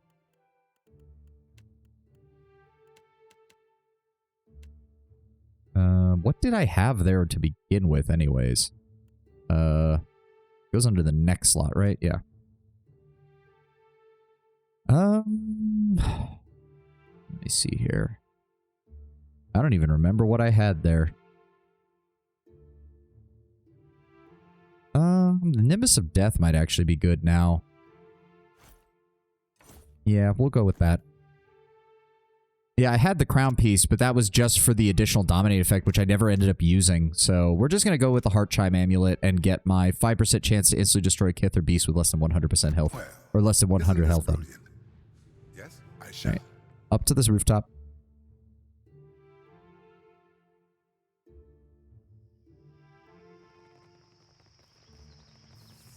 Hello, Flown. Let's go ahead and do a hard save here.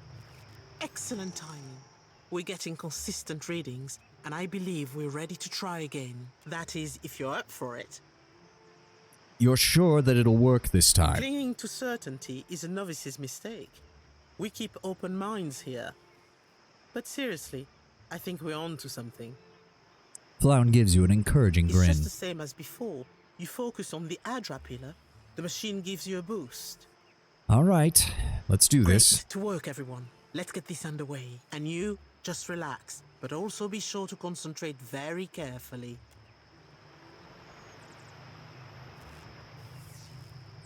Look for the next Adra pillar. Once you have the connection, just step through. Once again, you feel the essence in the Adra like a physical thing beside you. This time, however, the cord of energy that tugs at you is insistent but manageable, and through it you can feel what Flown is describing, a connection running through the tower and beyond where it splits in all directions.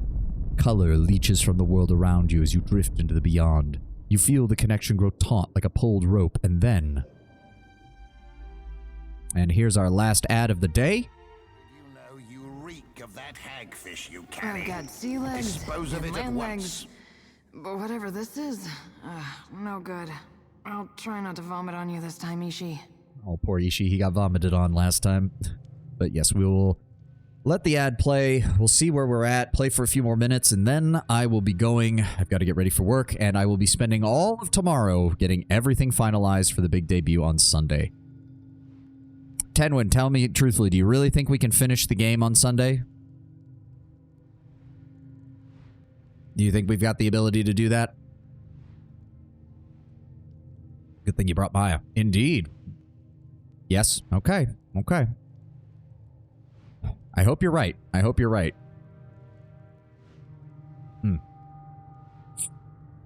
I would say you got tops 4 hours left at most. Interesting. Okay. So pretty much one gigantic last dungeon, which is Ukaizo. 2 of those being reading and credits. Wow, okay, yeah. Yep. And I hope you don't mind, Tenwin, we're not going to do the world bosses. I actually went and looked up the world bosses. For one thing, fighting them is a pain in the ass. For 2, the only thing they give is an item that lets you upgrade a weapon or armor piece to mythic quality, which is nice, but I believe you also said by killing them, you make the final boss of the game harder, so... Quite frankly, I have no intention of doing that to myself. Gnawed and cracked bones litter the floor. this is on this is the other side of the island with that temple that we okay. Okay, I know where we are now. Oh, it's the rest of the Zarips. I know where we are now. Let's oh, okay, there's a lot of you. Okay, hold on. Takehu, fill the room with fire.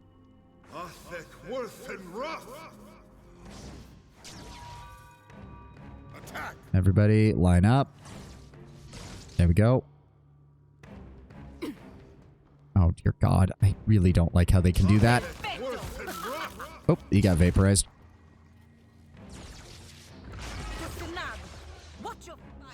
Can't get a clean hit. We've got this. Don't worry, guys. These guys are particularly weak. I think we've got this. No problem. Okay, who just switch back to your melee weapon, if you would, please. Go ahead. Can I... Game? There we go. Smarts, don't it? No, no, no. Okay, what are you guys doing? Takehu was dancing there for a second. I'm here. Nice. Oh, there's more of you. Shoot him. Oh, for the love of... Regroup. Where is he? He's gonna reappear. There we go. And stab him. There we go. Oh, Ishii killed him. Nice.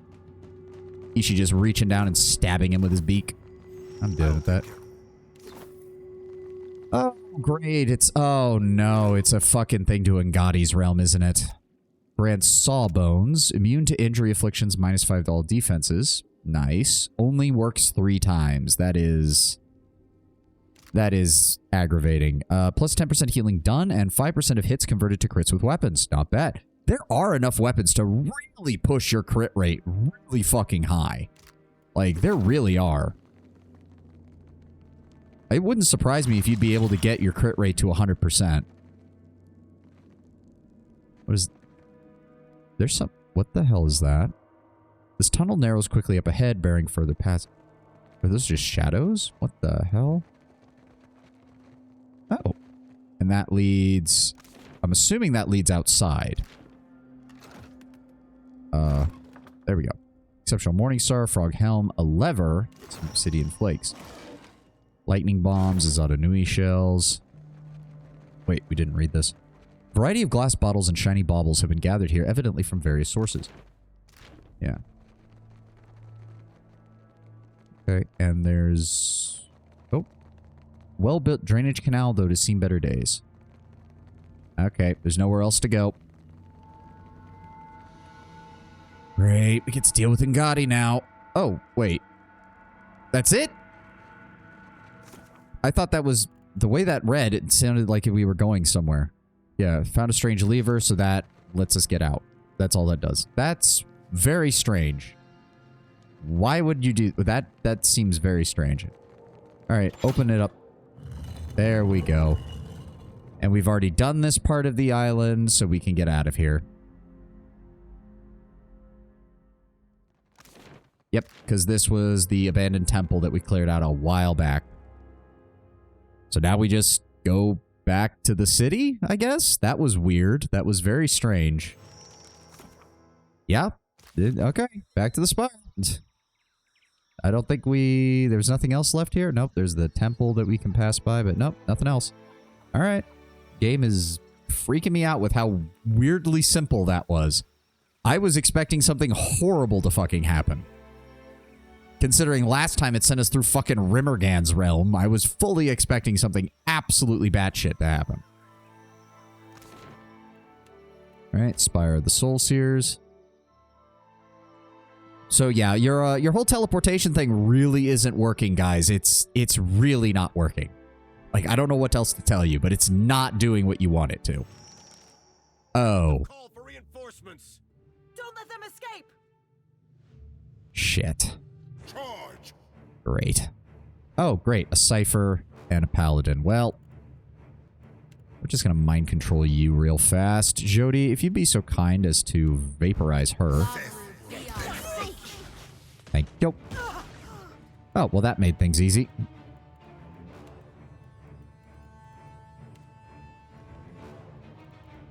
Go ahead, come over here, stab you. Got it. Anybody else? Just go ahead and attack. There's no reason not to. This I cannot do. Guy's just standing there while we beat the shit out of him. Goodbye. All right. Well, they did say somebody would be coming after. Ooh. Animancer's Energy Blade. Plus 10% damage from saber attacks. Fine accuracy, but it has... Why does it not have a traditional penetration effect? Deals raw damage attacks more quickly than a standard blade. The strange Animancer's device consists of an extravagant hilt crafted to a jeweler's precision. The pommel, which contains a complex web of binding Audra and copper, houses a soul from an unknown source. When activated, the soul is released from the emitter, only to be pulled back into the Audra contacts after traveling a prescribed distance. The disruptive process tears at the edge of the soul, releasing powerful energies along its periphery. The soul is thus caught in a fixed loop that functions as a blade. Yeah, it's an Animancer lightsaber. Holy shit. Oh, but you can't... All you can do is increase its stats. It doesn't actually have any additional effects. That's unfortunate. To be fair, for it, being a saber type is good because that's just... Like, if we actually get it up there, that would be 60% damage. So 70% damage with the sharp, 15 accuracy, and 4 penetration. Nah. Yeah, Duel of the Fates. I can't do Duel of the Fates, unfortunately. It's weird that you can't... It's weird that you can't change the effect at all, though. It's also weird that the weapon doesn't have a traditional penetration stat, which makes me wonder if it does at all. Like, see, this has penetration on it. Either the weapon has no penetration, or it has infinite penetration. One or the other. It's just damage, no nonsense. Yeah. It does raw damage. Oh, you're right. Damn, that's good as a single-handed weapon. Holy shit. Oh, here we go. Pardon me as I indulge myself. Just pulls out a pistol, shoots the guy in the head. Nope, and there goes their construct. Oh, shit, we're gonna... Shit! Behind us! Look sharp! Please tell me you're gonna fight me and not try to fight the Animancers. Thank you. This I can... Takehu, please. Drop Hailstone. Oh dear. Nope, no AoEs. It'll accidentally catch them. We can't fucking risk that. Go with... There we go. Returning Storm.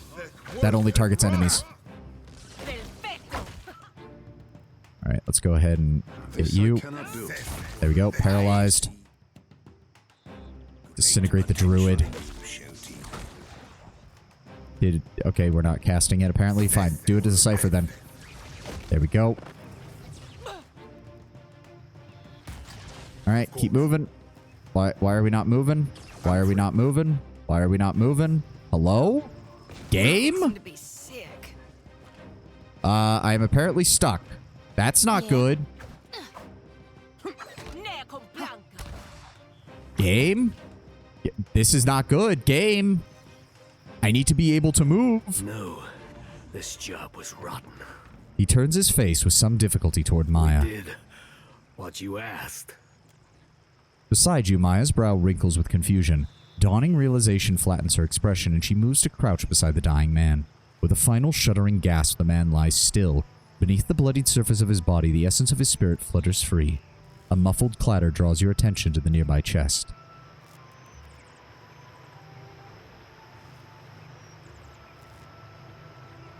Maya, did you seriously put out a hit? I thought I was done for. These monstrous brutes.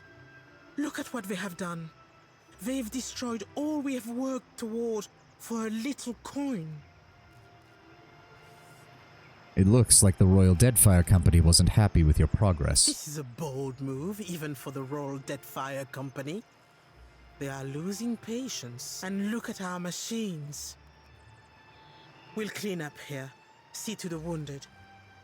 You'd best get over to the offices. Let them know what happened. Maya jostles your shoulder as you make to leave, her voice lowered to a discreet murmur. One way or another, this is only going to get worse. Worth thinking about. I am aware, Maya. You've made that abundantly clear that this is already getting worse. Oh, Rakan's field boots, +2 corrosion armor rating and no quarter. teleport attack to target, unleashing a blast of fury at the point of impact, possibly knocking down foes in the area. Nice. Once per encounter, too. It's not a per rest. That's very nice. Thank you. Might give those to Pallegina. She does need a way to just interrupt people. Guessing. Yeah, nothing on that one. All right. It does raw damage. So raw damage means it just straight up doesn't get reduced by anything. Well, shit. That might actually be better than the rapier I have right now, at least if we don't get the rapier fully upgraded.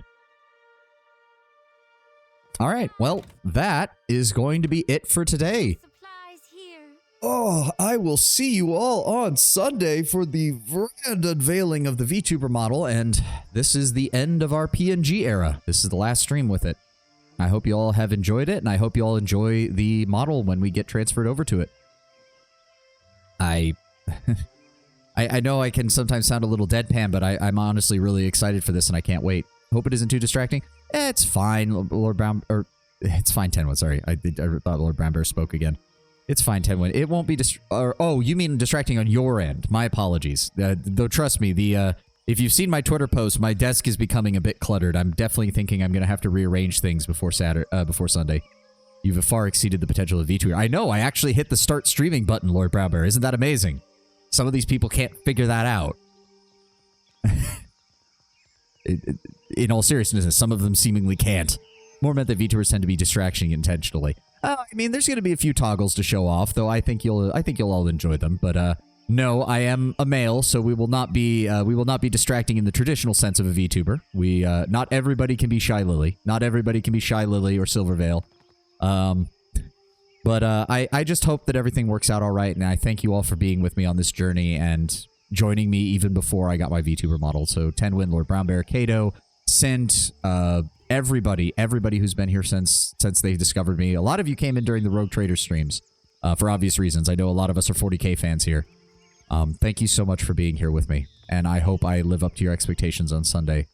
Let's see if we can find somebody to raid real fast. I think we can get one more PNG raid before we go full VTuber model on Sunday.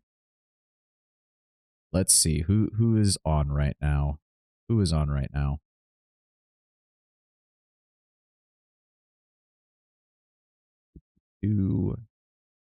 Hey, Bagsterd is actually awake right now. He's been doing his subathon. He is currently in day 34 of his subathon. We're going to go ahead and raid into Bagsterd. He is a part-time VTuber, part-time Flesh streamer. I know he has a VTuber model, and he also does his streaming IRL as well. Looks like I have no idea what he's doing. There's a picture of what looks to be a burger with an egg on it right now, so I have no idea what he's watching. But we're going to go ahead and raid him. He gave some good advice a while back. He did a stream about getting started as a VTuber that I remember watching, and I was very appreciative of the advice he gave. So we're going to go ahead and raid into him. Thank you all for being here. Thank you all for spending time with me, and I will see you all on Sunday for the VTuber reveal. Have a good one, guys.